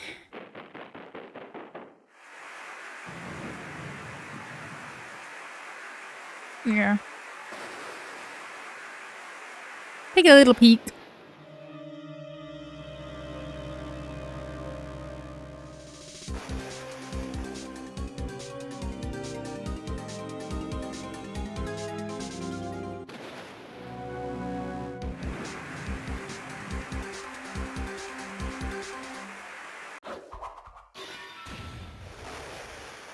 That's the little thing in the police station, is it not?